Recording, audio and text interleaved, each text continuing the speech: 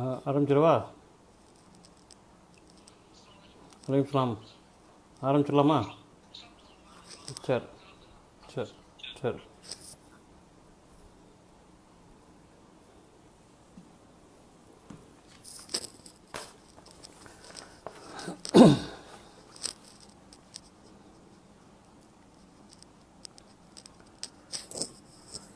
அளவற்ற அருளாளன், நிகரற்ற அன்புடையோன், ஏக இறைவனின் திருநாமத்தால் ஆரம்பம் செய்கின்றேன்.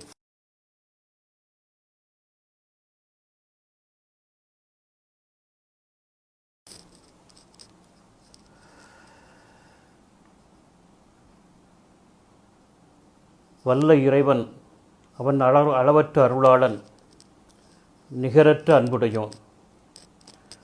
அவனே தீர்ப்பு நாளினுடைய அதிபதி. இறைவா, உன்னையே வணங்குகின்றோம், உன்னிடமே எங்கள் உதவியையும் தேடுகின்றோம்.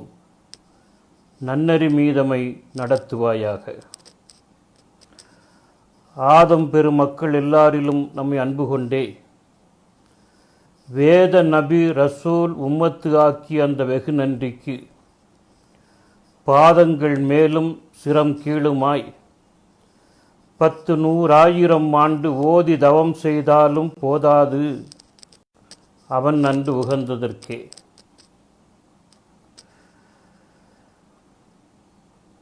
வல்ல இறைவன் தன்னுடைய அருள்மறையாம் திருக்குரானிலே கூறுகின்றான், நன்மையின் பக்கமும் பயபக்தியின் பக்கமும் ஒன்று சேருங்கள்,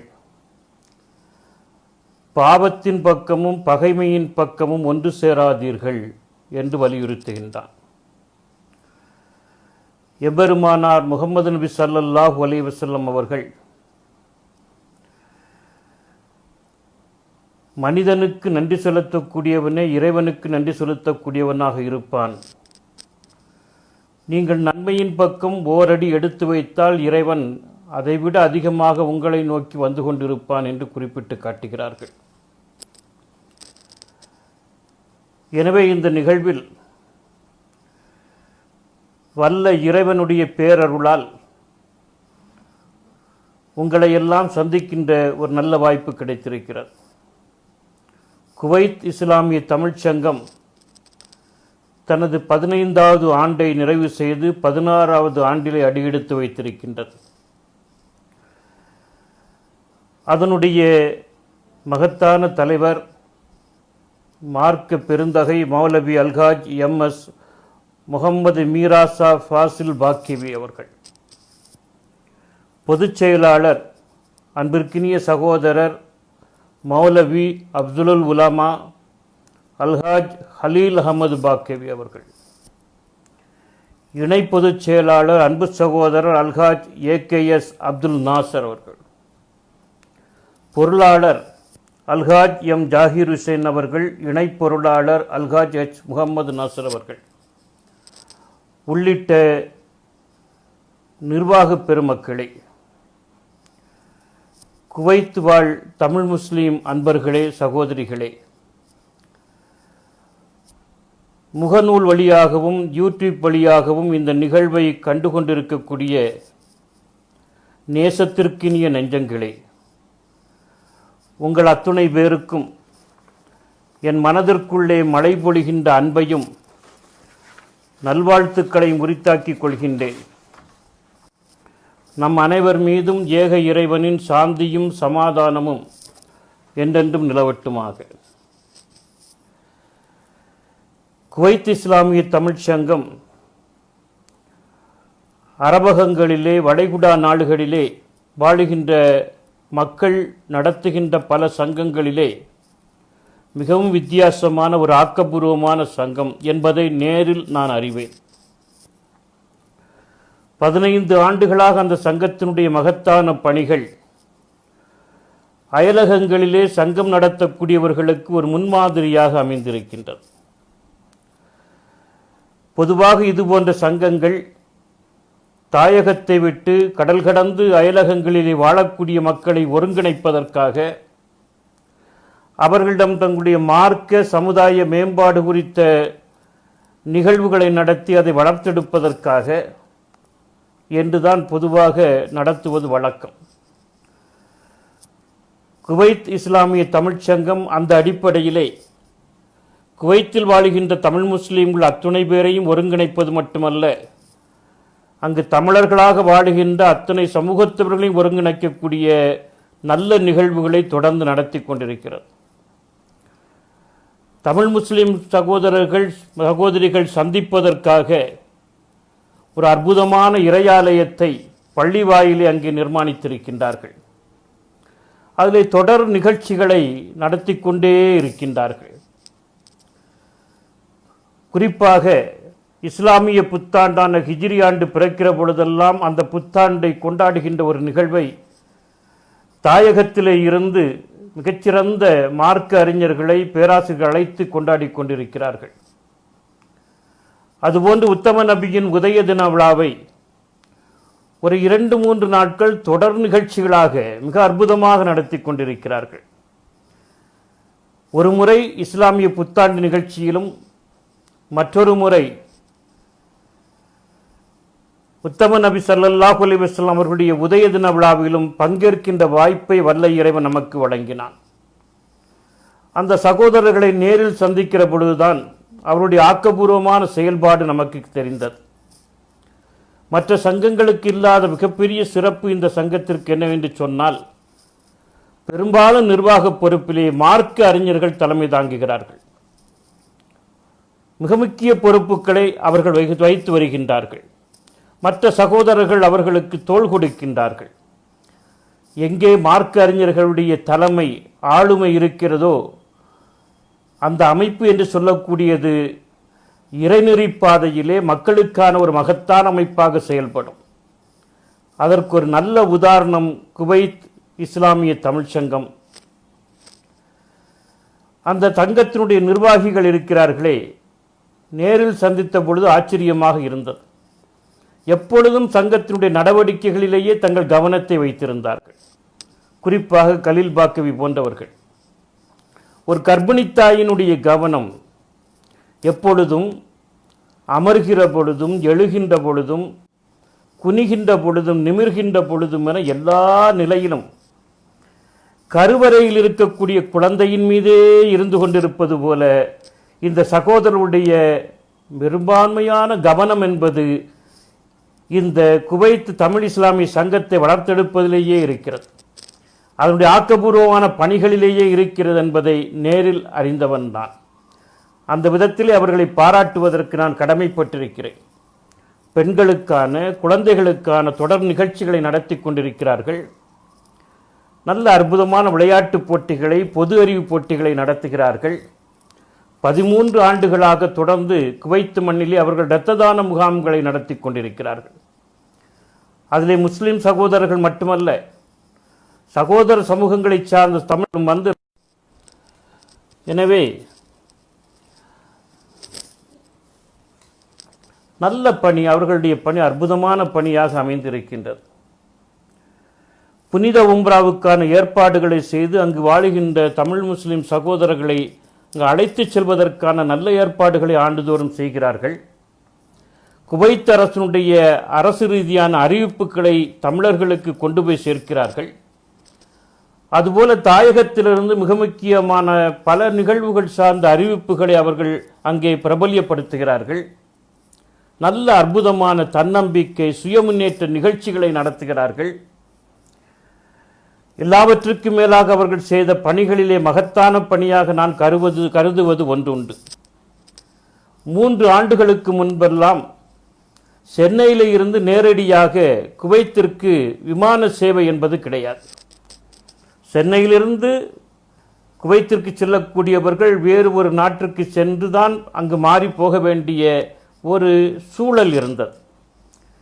இந்த தமிழ் இஸ்லாமிய சங்கத்தை சார்ந்த பெருமக்களுடைய பெருமுயற்சியின் காரணமாக சென்னையில் இருந்து குவைத்திற்கு தனி விமான சேவை ஆரம்பிக்கப்பட்டு 3 ஆண்டுகளாக நம்முடைய சகோதரர்களுடைய பயணம் என்பது லேசாக்கப்பட்டிருக்கின்றது.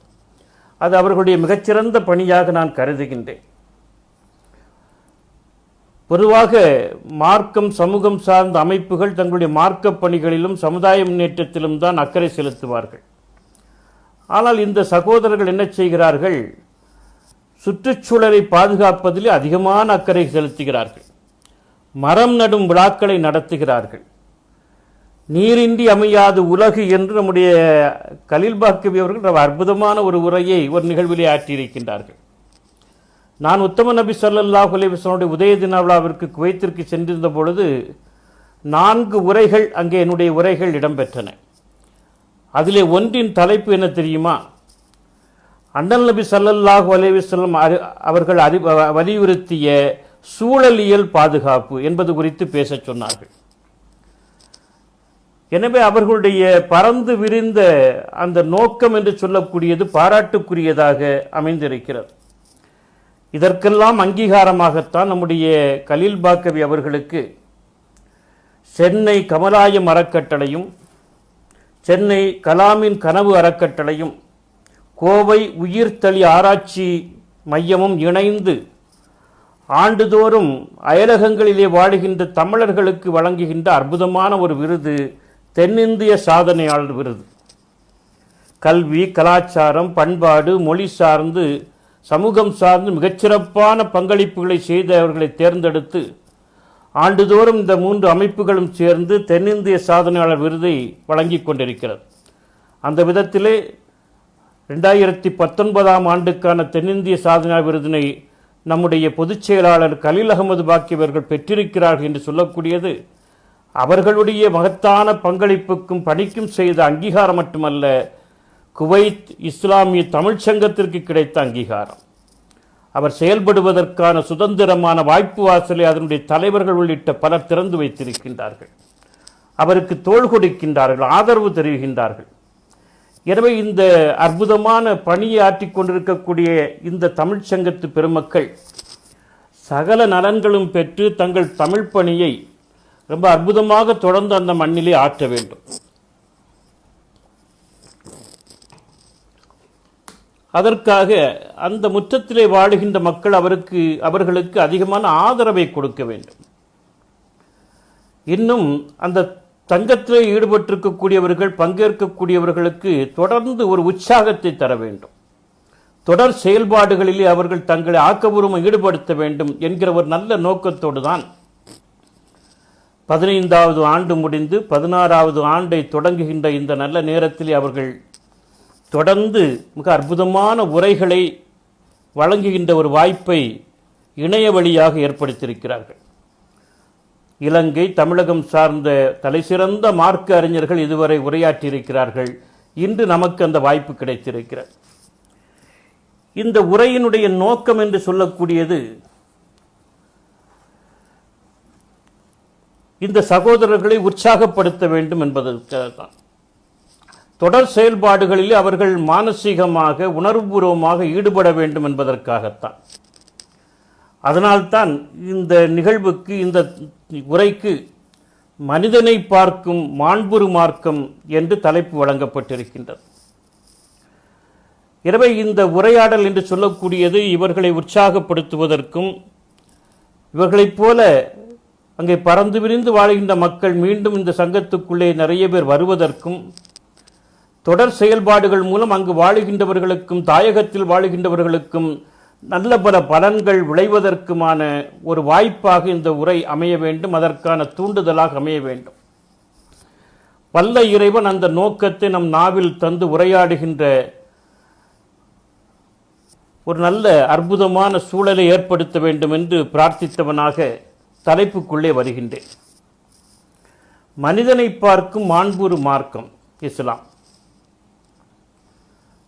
உலகத்திலே பல மார்க்கங்கள், சமயங்கள் இருந்தாலும் மனிதனை மிக உயரிய அளவுக்கு கண்ணியப்படுத்துகின்ற மார்க்கம் இஸ்லாம். மனிதன் பிறப்பிலேயே உயர்ந்தவன், உலக படைப்புகளிலேயே உயர்ந்தவன்.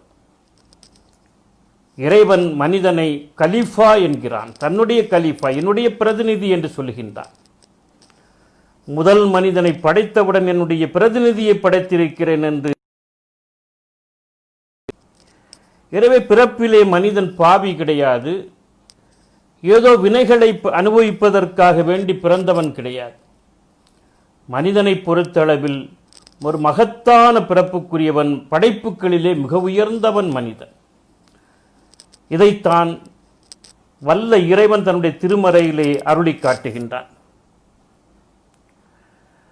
எல்லா மனிதர்களும் உயர்ந்தவர்கள் என்று வருகிற பொழுது இங்கே பிறப்பின் அடிப்படையிலான எல்லா ஏற்றத்தாழ்வுகளும் தகர்த்தெறியப்படுகின்றது.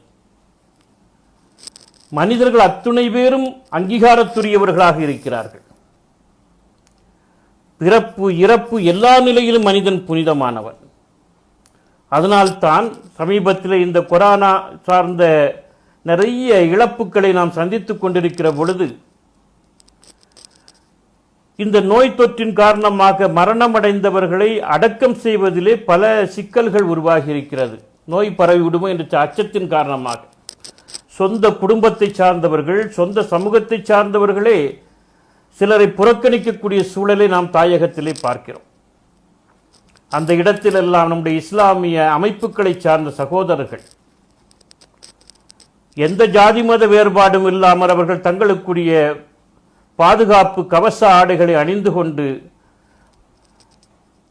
இந்த நோய் தொற்றின் காரணமாக இறந்தவர்களை அவரவர்களுடைய மதச்சடங்கின்படி அடக்கம் செய்வதற்கு முன்வந்து நிற்கக்கூடிய ஒரு அற்புதமான நிகழ்வு தமிழகத்தில் இன்றைக்கும் நிகழ்ந்து கொண்டிருக்கிறது. பல சமூகங்களும் ஊடகங்களும் பாராட்டிக் கொண்டிருக்கின்றன.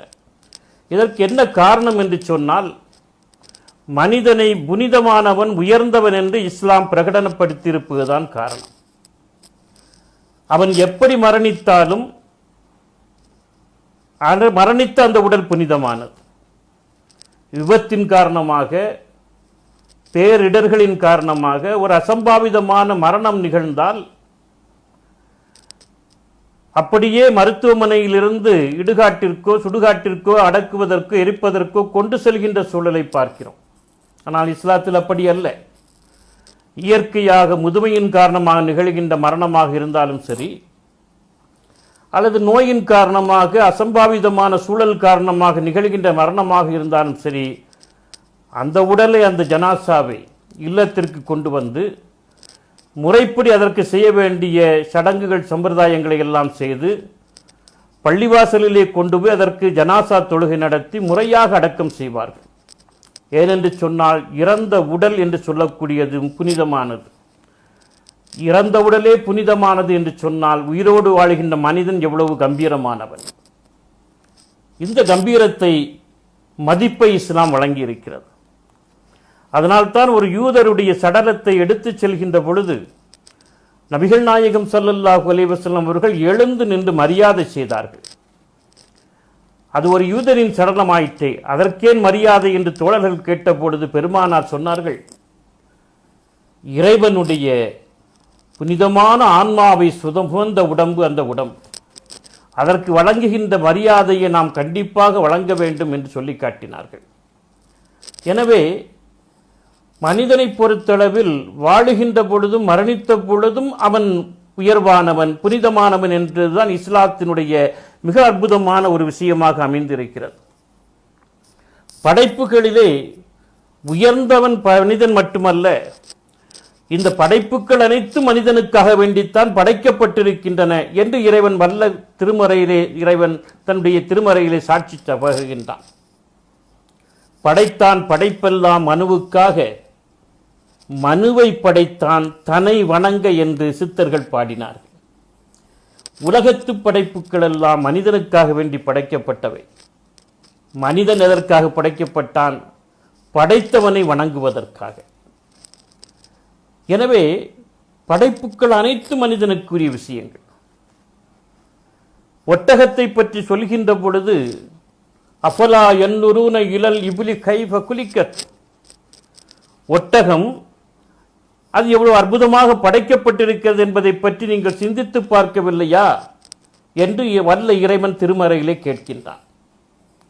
இந்த ஒட்டகத்தை பற்றி உயிரியல் நிபுணர்கள் சொல்கிற பொழுது, விலங்கியல் நிபுணர் சொல்கிற பொழுது சொல்கிறார்கள், அது ஒன்றும் பாலைவன பிராணி இல்லை என்கிறார்கள். எல்லா விலங்குகளைப் போல, பிராணிகளைப் போல இயற்கை சூழ்ந்த, சோலை சூழ்ந்த, நீர்வளம் இருக்கின்ற பகுதியில் வாழுகின்ற விலங்குதான் அது. ஒரு வறட்சியான பகுதியை காட்டிவிட்டு இன்னொரு நீர் சூழ்ந்த சோலை பகுதியை பார்த்தால் சோலை பகுதியில் தான் ஒட்டகம் போய் நிற்கும். எல்லா விலங்குகளையும் போல வாழுகின்ற விலங்குதான் அது. அது ஒரு பாலைவன பிராணி இல்லை என்கிறார்கள்.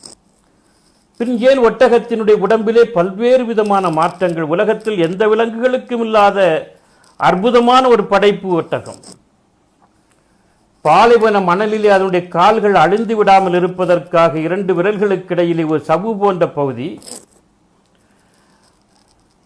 பாலைவனில் வனத்தில் வீசுகின்ற மணல் காற்றில் புயல் காற்றில் கண்ணில் மூக்கிலும் பண் நுழைந்து விடாமல் இருப்பதற்காக 2லும் தடிமனான மடிப்புகள், தானாக உள்ளுக்குள்ளேயே அடைத்துக் கொள்ளக்கூடிய இன்னொரு இமை, அந்த இமையை அடைத்துக் கொண்டு வெளியே உள்ள இமையை திறந்து வைத்துக் கொண்டிருக்கும் ஒட்டகம் எல்லாவற்றையும் பார்த்து கொண்டு. அதுபோல அந்த பாலைவனத்தினுடைய கடுமையான வெயில், சூரியனையே திருப்பி சுடக்கூடிய வெயில், அந்த வெயிலை தாங்குகின்ற அந்த பழுப்பு நிறம் என்று சொல்லக்கூடியது.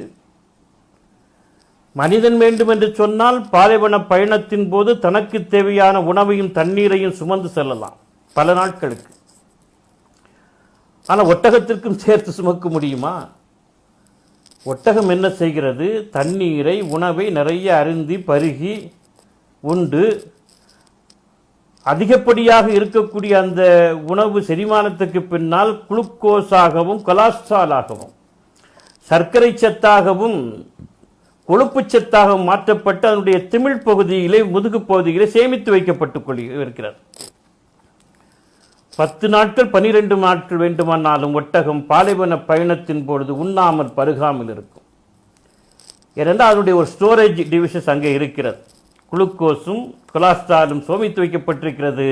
அதனுடைய தாகத்தை பசியை கரைந்து கரைந்து ஈடு செய்து விடுகிறது. இப்படி ஒரு அற்புதமான ஒரு உடல் அமைப்பு ஒட்டகத்துக்கு இருக்கிறது. முட்புதர்களிலே சென்று அது கடித்து மேயும், கத்தாழை களிகளை மேயும். அந்த முட்கள் குத்தி அதனுடைய மூக்கு பகுதியிலே இரத்தம் படியும். உடனடியாக அது எந்த மருத்துவமனைக்கும் செல்வதில்லை, பயணம் செய்பவரும் மருந்து போடுவதில்லை. இயல்பாகவே அதனுடைய மூக்கில் இருந்து சுரக்கிற ஒரு திரவம் அந்த புண்ணை ஆற்றி விடுகின்றது. பாலைவன பயணத்தின் போது அங்கிருக்கக்கூடிய கற்றாழை செடியை உண்ணக்கூடிய அளவுக்கு அதற்கான அமைப்பு, காயங்களை தானாக ஆற்றிக்கொள்ளக்கூடிய அமைப்பு என்று ஒட்டகத்தினுடைய உடல் அமைப்பு அற்புதமானது. அதனால்தான் ஒட்டகம் எவ்வளவு அழகாக அற்புதமாக படைக்கப்பட்டிருக்கிறது என்பதை நீங்கள் சிந்தித்து பார்க்கவில்லையா என்று வல்ல இறைவன் திருமறையிலே கேட்கின்றான். சரி, ஒட்டகத்தினுடைய உடம்பிலே முழுக்க முழுக்க பாலைவன பயணத்திற்கேற்ற ஒரு அமைப்பு இருக்கிற பொழுது உயிரியல் நிபுணர்கள் என்ன சொல்லுகிறார்கள்? ஒட்டகம் ஒன்று பாலைவன பிராணி இல்லை, அது எல்லா விலங்குகளைப் போல சோலை சூழ்ந்த இயற்கை சார்ந்த பகுதியிலே வாழுகின்ற விலங்குதான் என்று சொல்கிறார்கள். அப்படியானால் ஒட்டகத்தின் உடம்பில் இப்படி அபரிவிதமான விசேஷமான மாற்றங்கள் எதற்கு என்று சொன்னால், தன்னுடைய உயர்ந்த பிரதிநிதியாகிய மனிதன் தன்னுடைய தேவைக்காக பாலைவனத்தில் பயணம் செய்ய வேண்டியிருக்கும். பாலைவனத்தை கடந்து செல்ல வேண்டிய அவசியம் ஏற்படும். அப்படி தன்னுடைய கலீஃபா ஆகிய மனிதன் பாலைவன பயணத்தில் அந்த சூழலிலே பயணம் செய்வதற்கு அவனுக்கென்று ஒரு வாகனம் வேண்டும். அதற்காக வேண்டித்தான் ஒட்டகத்தின் உடம்பிலே இவ்வளவு பெரிய மாற்றங்கள், புதிய புதிய அற்புதங்களாக இருக்கிறதே தவிர ஒட்டகத்திற்காக அல்ல. தன்னுடைய பிரதிநிதியுடைய ஒரு பயணத்திற்காக இறைவன் ஒட்டகத்தின் உடம்பில் அவர் அற்புதமான மாற்றங்களை ஏற்படுத்தி வைத்திருக்கிறான். அற்புதமான ஒரு படைப்பாக தந்திருக்கிறான் என்று சொன்னால் இறைவனுடைய கருணை பெரியது. அவன் பெரிய அருளாளன். தன்னுடைய பிரதிநிதிக்கு இந்த உலகத்தை எப்படியெல்லாம் வசப்படுத்தி கொடுத்திருக்கிறான் என்பதை பற்றி நாம் சிந்தித்து பார்க்க வேண்டும். அறிவிலும் சிறந்தவன் மனிதன்தான். மனிதனை விட எந்த படைப்பும் அறிவிலும் உயர்ந்தது கிடையாது. இறைவனுடைய படைப்பு என்பது அற்புதமானது. ஒவ்வொரு உயிரினத்தையும் இவ்வளவு அற்புதமாக அவன் படைத்திருக்கிறான். அவனுடைய படைப்பு ரகசியங்கள் அற்புதமானவை. கொசு இருக்கிறதே, அது ஒரு விரல் நகத்துக்குள்ளே அடங்குகின்ற ஒரு உருவம்தான். சில ஊர் கொசுக்கள் பெருசா இருக்கு, அது வேற விஷயம். கும்பகோணம் பகுதிகளுக்கெல்லாம் சென்ற இரவு நேரம் தங்குகிற பொழுது கொசுக்களுக்கு தான் நாங்கள் பயப்படுவோம். பெரிய பெரிய கொசுக்களாக இருக்கும். எங்கள் ஊர் உத்தமபாளையம் பாசைகள் சொன்னால் மொக்கையா இருக்கும். கொசுக்கடியிலே இருந்து தப்பிப்பதற்காக கொசுவலையெல்லாம் போட்டுக்கொண்டு தூங்குவார்கள். 5 கொசுக்கள் சேர்ந்து ஒரு கூட்டணி அமைத்துக் கொள்ளும். 4 கொசுக்கள் சேர்ந்து கொசுவலையை தூக்கி பிடிக்க ஒரு கொசு உள்ளே புகுந்துவிடும். அது ரத்தத்தை குடித்துவிட்டு வந்து கொசுவலைக்கு போய் இன்னொரு ஷிஃப்ட் முறையில் எல்லாமே பிடிச்சிட்டு போயிடும். அவ்வளோ பெரிய கொசுக்கள் எல்லாம் உண்டு. ஆனால் பொதுவாக கொசு ஒரு விரல் நகத்துக்குள்ளே அடங்குகின்ற உருவம் தானே, அது எவ்வளோ அற்புதமாக படைக்கிறார். நான் கொசுவை கூட உதாரணம் சொல்வதற்கு தயங்க மாட்டேன் என்று இறைவன் திருமறையிலே சொல்லுவார். நமக்கெல்லாம் ஒரு ஜான் அளவுக்கு ஒரு வயிறு தான் இருக்கிறது. சிலருக்கு சுற்றளவு அதிகமாக இருக்கும், பறக்கத்தான் ஆட்கள் என்று அர்த்தம். ஆனால் கொசுவுக்கு அத்தனை சிறிய உருவத்துக்குள்ளே 4 வயிறுகளை இறைவன் படைத்திருக்கிறார். நமக்கு 32 பற்கள் தான், ஆனால் கொசுவுக்கு 38 பற்கள் இருக்கின்றன. எப்படிடா அந்த கொசு வருது, எங்கிருந்து வருது, கரெக்டா தேடி வந்து நம்மை கடிக்கிறது என்று நாம் ஆச்சரியப்படலாம். ஆனால் அதனுடைய கொண்டை பகுதியிலே, தலைப்பகுதியிலே ஒரு சின்ன ஆண்டனா போன்ற ஒரு சின்ன கொண்டை ஊசி போன்று ஒன்று இருக்கிறது. அதுதான் சூடான ரத்தம் எங்கெல்லாம் ஓடுகிறது என்று கண்டுபிடித்து கொசுவை நம்மிடம் அழைத்து வரக்கூடியது. படைப்பு, அற்புதமான படைப்பு. கொசு பொதுவாக நம்முடைய உடம்பிலே உட்கார்ந்தவுடன் கடிப்பதில்லை, கொஞ்ச நேரத்துக்கு பிறகு தான் கடிக்கும், பார்த்துருப்பீங்க. என்ன காரணம்னா, அது நம்ம மருத்துவமனையில் நர்ஸுகள் செய்யக்கூடிய வேலையை செய்யுது. முன்னாலெல்லாம் ஆஸ்பத்திரிக்கு போனோம்னா, உடல்நலம் சரியில்லைன்னு போனோம்னா ஊசி போடுகிற பொழுது பஞ்சில் ஸ்பிரிட்டை தொட்டு நர்ஸமாக நம்ம ஊசி போட்ட இடத்துல தடவும். அதுக்கு பிறகு தான் ஊசி போடுங்க. அந்த இடம் ஊசி இறங்குவதற்காக பக்குவப்படுவதற்கு தடவாங்க. அதுபோல தான் கொசு என்ன செய்கிறது, உட்கார்ந்தவுடன் கடிக்காமல் என்ன காரணம், அது நர்சமாக வேலையை பண்ணுது. அதுக்கு வாயில் ஒன்றுக்குள்ள 2 in 1 2 குழாய் இருக்குது. முதல்ல ஒரு குழாயை நீட்டி ஒரு திரவத்தை, ஒரு லிக்விடை நம்ம உடம்புல தடவுது, ஸ்பிரிட் மாதிரி தடவிட்டு அதை உள்ளே இழுத்துக்கிட்டு அடுத்த ஊசியை நீட்டி ரத்தத்தை உறிஞ்சி எடுத்துக்கிடுது. கடுகை துளைத்து கடலை புகுத்தியது போல கொசுவினுடைய உடம்பில் இவ்வளவு அற்புதமா அப்படின்னா படைப்பு ரகசியங்கள். வியந்து போகிறோம். இறைவனுடைய படைப்பாற்றல் அற்புதமானது. ஆனால் இங்கே எங்கே மனிதனை உயர்வு படைத்திருக்கிறான் என்று சொன்னால், இறைவன் மிகப்பெரிய அற்புதமான நுணுக்கமான ஆற்றல் மிகுந்த ரொம்ப ரொம்ப நுட்பமான படைப்பு ரகசியங்களோட ஒரு படைப்பை படைத்திருந்தாலும் அவற்றையெல்லாம் ஆராய்ந்து அறிந்து வெளிப்படுத்துகின்ற அறிவாற்றலை மனிதனுக்கு கொடுத்திருக்கின்றான். அங்குதான் மனிதன் உயர்ந்தவனாக மாறிவிடுகின்றான். அறிவில் மனிதனுக்கு நிகர் யாரும் கிடையாது. ஆற்றலிலும் அவன்தான் உயர்ந்தவன். நாம் நினைப்போம் மனிதனை விட ஆற்றல் வாய்ந்த மிருகங்கள் இருக்கின்றனவே, யானை இருக்கிறது, அதை விடவா மனிதன் ஆற்றல் வாய்ந்தவன் என்று நினைக்கலாம். உலகத்தில் பெரிய மிருகம் யானை தான். இன்றைக்கு டைனோசர் போன்றவற்றை கிராபிக்ஸில் பெருசாக காட்டுறாங்க, நாம் நேரில் பார்த்ததில்லை. பெரிய மிருகம் யானை தான். ஆனால் அந்த ஆற்றலில் பெரிய மிருகத்தை ஒரு 10-15 ஆட்கள் சேர்ந்து தூக்கக்கூடிய ஒரு தடியை அநாயசமாக தும்பக்கைகளை தூக்கி கொண்டு அது கம்பீரமாக நடந்து செல்லும். அவ்வளவு பெரிய ஆற்றல் மிக்கது ஒட்டகம், யானை. ஆனால் மனிதன் என்ன செய்கின்றான், இந்த யானையினுடைய திமிழிலே ஏறி அமர்ந்து கொண்டு தனது வலதுகால் கட்டை விரலை யானையினுடைய வலது காதின் பின்பக்கம் வைக்கிறான். இடது காலின் கட்டை விரலை யானையினுடைய இடது காதின் பின்பக்கம் வைக்கிறான். வலது கால் கட்டை விரலை அழுத்தினால் யானை செல்கிறது, இடது கால் கட்டை விரலை அழுத்தினால் யானை நிற்கிறது. இது ஆக்சிலேட்டர், அது பிரேக். எவ்வளவு பெரிய ஆற்றல் மிக்க பெரிய உருவம். அதை 2 கட்டை விரல்களுக்குள்ளே வசியப்படுத்துகின்ற ஆற்றல் மனிதனுக்கு இருக்கிறது. எல்லாவற்றையும் வசியப்படுத்தி விடுவான். அதுதான் மனிதனுடைய ஆற்றல். எனவே மனித படைப்பு என்று சொல்லக்கூடியது உயர்ந்த படைப்பு, ஆற்றல் மிக்க படைப்பு, அறிவார்ந்த படைப்பு, புனிதமான படைப்பு. ஆனால் அந்த உயர்ந்த மனிதனுக்குரிய இன்னொரு உயர்ந்த தகுதி என்ன என்று சொன்னால், அவன் இறைவனுடைய அடியான் என்பதுதான். எல்லா சிறப்பும் ஆற்றலிலும் அறிவிலும் சகலத்திலும் உயர்ந்தவன் மனிதன். ஆனால் அவன் இறைவனுடைய அப்து, இறைவனுடைய அடிமை. அடியான். இந்த தகுதி எல்லா தகுதிகளை விட உயர்ந்தது. பெருமானார் நபிகள் நாயகம் ஸல்லல்லாஹு அலைஹி வஸல்லம் அவர்கள் விண்ணேற்ற பயணம் சென்றார்கள். மிஹ்ராஜ் பயணம். இறைவனை சந்தித்து உரையாடுகிற பொழுது இறைவன் கேட்கிறான். ஹதீஸில் குதுசியில் பதிவாகி இருக்கக்கூடிய விஷயம், முகம்மதே, நாம் எதன் மூலம் உம்மை உயர்வாக ஆக்கியிருக்கிறோம் என்று கேட்கிறான். அதற்கு பெருமானார் பதிலளித்தார்கள், என் இறைவா, என் அப்தே, நான் வந்தவுடன் என் அப்தே, என் அடியானை வாருங்கள் என்று என்னை அழைத்ததன் மூலம் நீ என்னை பெருமைப்படுத்தியிருக்கிறாய், உயர்வாக்கி இருக்கிறாய் என்று சொன்னார்கள். எனவே அப்து என்று சொல்லக்கூடியதான் உயர்வு. அதனால்தான் திருமறையிலே பெருமானாரை அறிமுகப்படுத்துகின்ற பல இடங்களிலே அப்துஹு வரசூலுகு, அவர் என்னுடைய அடியாராக இருக்கிறார், என்னுடைய திருத்தூதராக இருக்கிறார். அடியாரை முன்னிறுத்தி திருத்தூதரை பிற்படுத்தி தான் அறிமுகம் வரும். அந்த தகுதிதான் உயர்ந்த தகுதி. ஹஸரத் ஈசா அலைஹிஸ்ஸலாம் அவர்கள், இயேசுபிரான் அவர்கள் கைக்குழந்தையாக இருக்கிற பொழுது ஒரு பேசிய நிகழ்வை திருக்குரான் பதிவு செய்கிறது. தன்னுடைய தாயினுடைய கற்பை புனிதத்துவத்தை நிரூபிப்பதற்காக அந்த கைக்குழந்தை பேசுகிற பொழுது அது முதல் வாசகம் என்ன என்று சொன்னால், அப்து, நான் இறைவனுடைய அடியானாக அப்தாக இருக்கிறேன் என்று தான். அதான் உயர்ந்த தகுதி. இது ஏன் உயர்ந்த தகுதி என்று சொன்னால், உலகத்தில் பிறந்து வாழ்ந்த பிறக்கின்ற எல்லா மனிதர்களும் இறைவனுடைய அப்து தான், அடியார்கள் தான். மனிதர்கள் அத்துணை பேரும் இறைவனுடைய அடியார்கள் என்று சொன்னால், வணக்கத்துக்குரியவன் இறைவன் ஒருவன். வணக்கத்துக்குரியவன், புகழுக்குரியவன், தலைமைக்குரியவன், தகுதிக்குரியவன் இறைவன் ஒருவன். மனிதர்கள் அத்துணை பேரும் அவனுடைய அடியார்கள் என்று சொன்னால் மனிதர்கள் அனைவரும் ஒன்று என்று அர்த்தம்.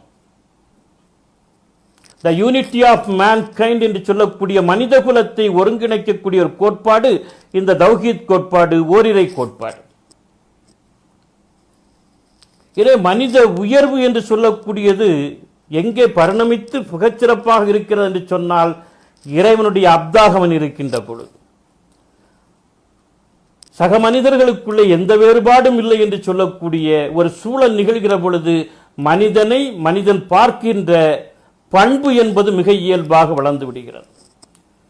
இன்றைக்கு மனிதர்களுக்குள் மனிதர்கள் ஒட்டிக் கொள்வதற்கும் உரசிக் கொள்வதற்குமான பல பிரச்சனைகள் ஏற்படுவதற்கு, மனங்களுக்கிடையிலே சுவர்களை எழுப்பிக் கொண்டு நான் உயர்ந்தவன் தாழ்ந்தவன் என்று இன்றைக்கும் எல்லா நிலையிலும் மோதிக்கொண்டிருக்கக்கூடிய ஒரு சூழலிலே இஸ்லாம் ஒரு அடிப்படையிலே ஒரு பண்பை வைத்திருக்கிறது.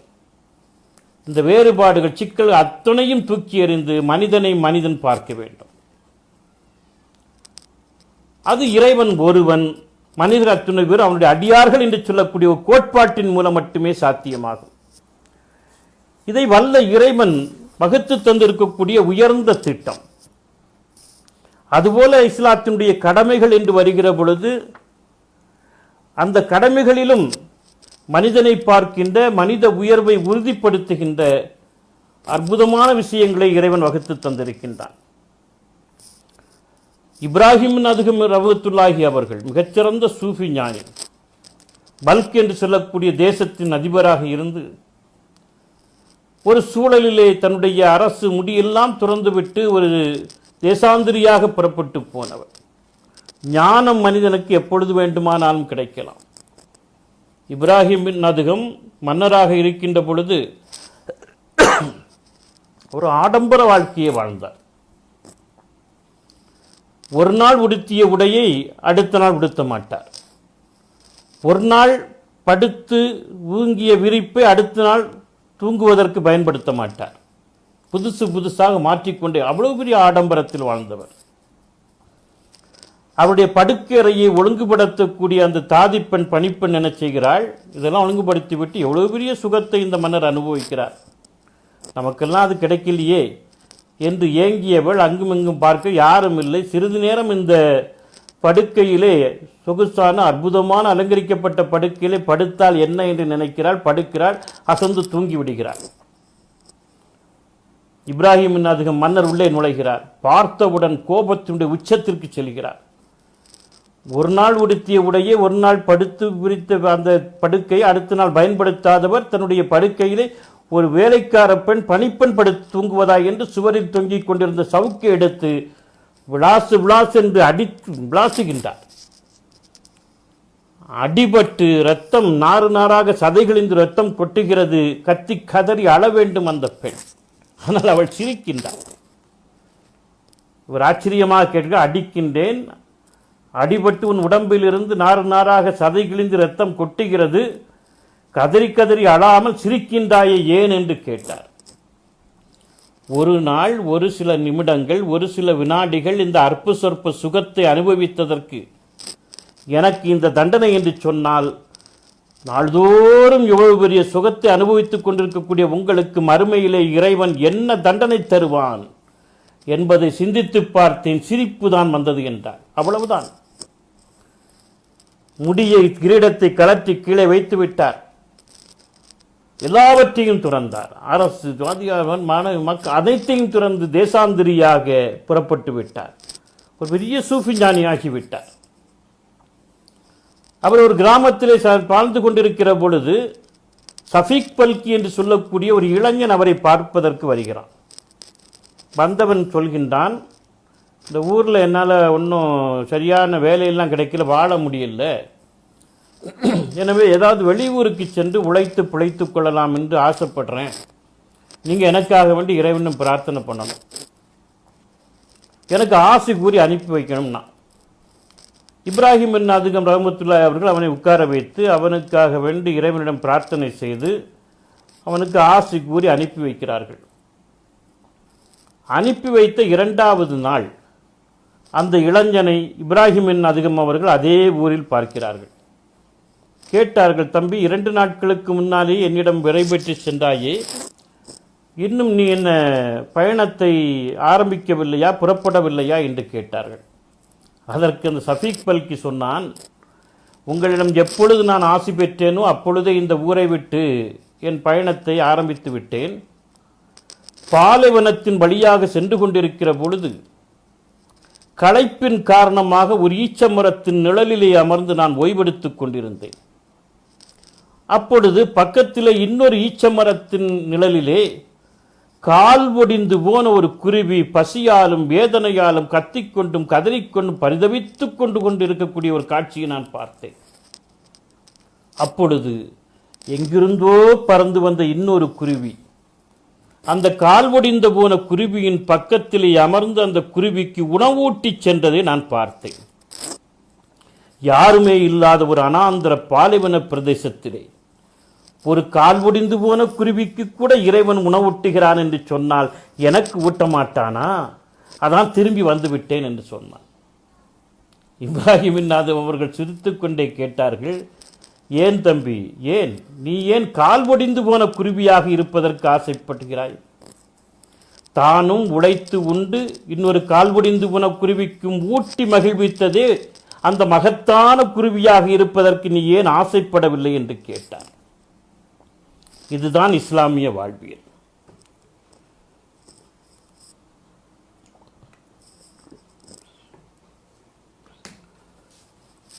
இந்த உலகத்தில் ஒரு மனிதன் வாழ்வதற்கு இஸ்லாம் அற்புதமான வாய்ப்புகளை தந்திருக்கிறது. ஹலால் ஹராம் மார்க்கத்தில் அனுமதிக்கப்பட்டது, விலக்கப்பட்டது என்று ஒரு வரையறை. இந்த வரையறையை போட்டுவிட்டு ஹராமை விலக்கி ஹலாலை பேணி எப்படி வேண்டுமானாலும் வாழலாம், எவ்வளவு வேண்டுமானாலும் சம்பாதிக்கலாம். ஆனால் அவனுடைய சந்தோஷமான மகிழ்ச்சியான வளங்கள் நிறைந்த அந்த வாழ்க்கையோடு பலரும் பங்கேற்றாக வேண்டும். அவனை சுற்றி இருக்கக்கூடிய உறவுகள், நட்பு அனைத்தும் அவனோடு பயணித்தாக வேண்டும் அந்த முன்னேற்றத்திலே. இதைத்தான் இஸ்லாம் தன்னுடைய கடமைகளிலே வலியுறுத்தி காட்டுகிறது. தொழுகையை எடுத்துக்கொண்டால் முழுக்க முழுக்க அது ஒரு சரணாகதி தத்துவத்தினுடைய வெளிப்பாடு. Complete surrender to God. எல்லாவற்றையும் இறைவனிடம் சரணாகதி ஆக்கி விடுவது. அந்த சூழலில் கூட அங்கே என்ன நடக்கிறது என்று சொன்னால் ஏற்றத்தாழ்வுகள் எல்லாம் காணாமல் போய்விடுகிறது. நிறம், மதம், மொழி, கது இது என்று மனிதன் என்னென்ன பிரிவினைக்கான மனிதனுடைய ஏற்றத்தாழ்வுக்கான காரணிகளாக வைத்திருக்க அத்தனையும் தவிடுபொடி ஆகிவிடுகிறது. உலகத்தினுடைய மாபெரும் ஹெவிவெயிட் குத்துச்சண்டை சாம்பியன் கேசியஸ் கிளே,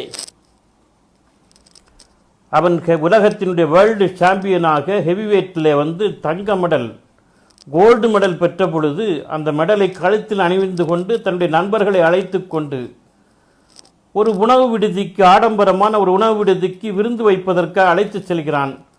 கருப்பன், நீ உள்ளே வரக்கூடாது, போய் என்று விரட்டி விட்டார்கள். மிகுந்த வேதனை அடைந்தான் கேசியஸ் கிளே. கிளைன்னா களிமண் அர்த்தம், அப்படி பேர் வச்சிருக்காங்க இன்னைக்கு மனுஷனுக்கு. நம்ம ஊரில் மண்ணாங்கட்டி என்னெல்லாம் பேர் வைக்கிறது போல. ரொம்ப சோகத்தோடு போய் ஒரு இடத்துல உட்கார்ந்து இருக்கிற பொழுதுதான் அவனோட பள்ளிவாசலிலே காட்சியை பார்க்கிறான். தொழுகைக்கான அழைப்பு விடப்படுகிறது. எல்லோரும் உள்ளே செல்கிறார்கள். வெள்ளையர்கள், கருப்பர்கள், அவர் இவர் நிறைய உள்ளே செல்கிறார். ஆச்சரியமாக பார்த்து கொண்டிருக்கிறான். பள்ளிவாசல் பக்கத்திலே போய் பார்க்கிறான். தொழுகையினுடைய அந்த வரிசையிலே வெள்ளை முகங்களோடு கருப்பு முகங்கள், கருப்பு முகங்களோடு வெள்ளை முகங்கள் எல்லாம் தோளணைத்து வரிசையாக நெருக்கமாக நிற்பதை பார்க்கிறான். அப்பொழுதுதான் அவனுக்கு ஞானம் பிறந்தது. மனித ஏற்றத்தாழ்வுகளை தூக்கி எறிந்து ஒரு மதிப்புமிக்க வாழ்க்கையை உலகத்தில் வாழ வேண்டும் என்று சொன்னால் அந்த கண்ணியம் இஸ்லாத்தால் மட்டும்தான் சாத்தியம் என்று கேசியஸ் கிளே முகம்மது அலி கிளேயாக மாறிப்போனார்.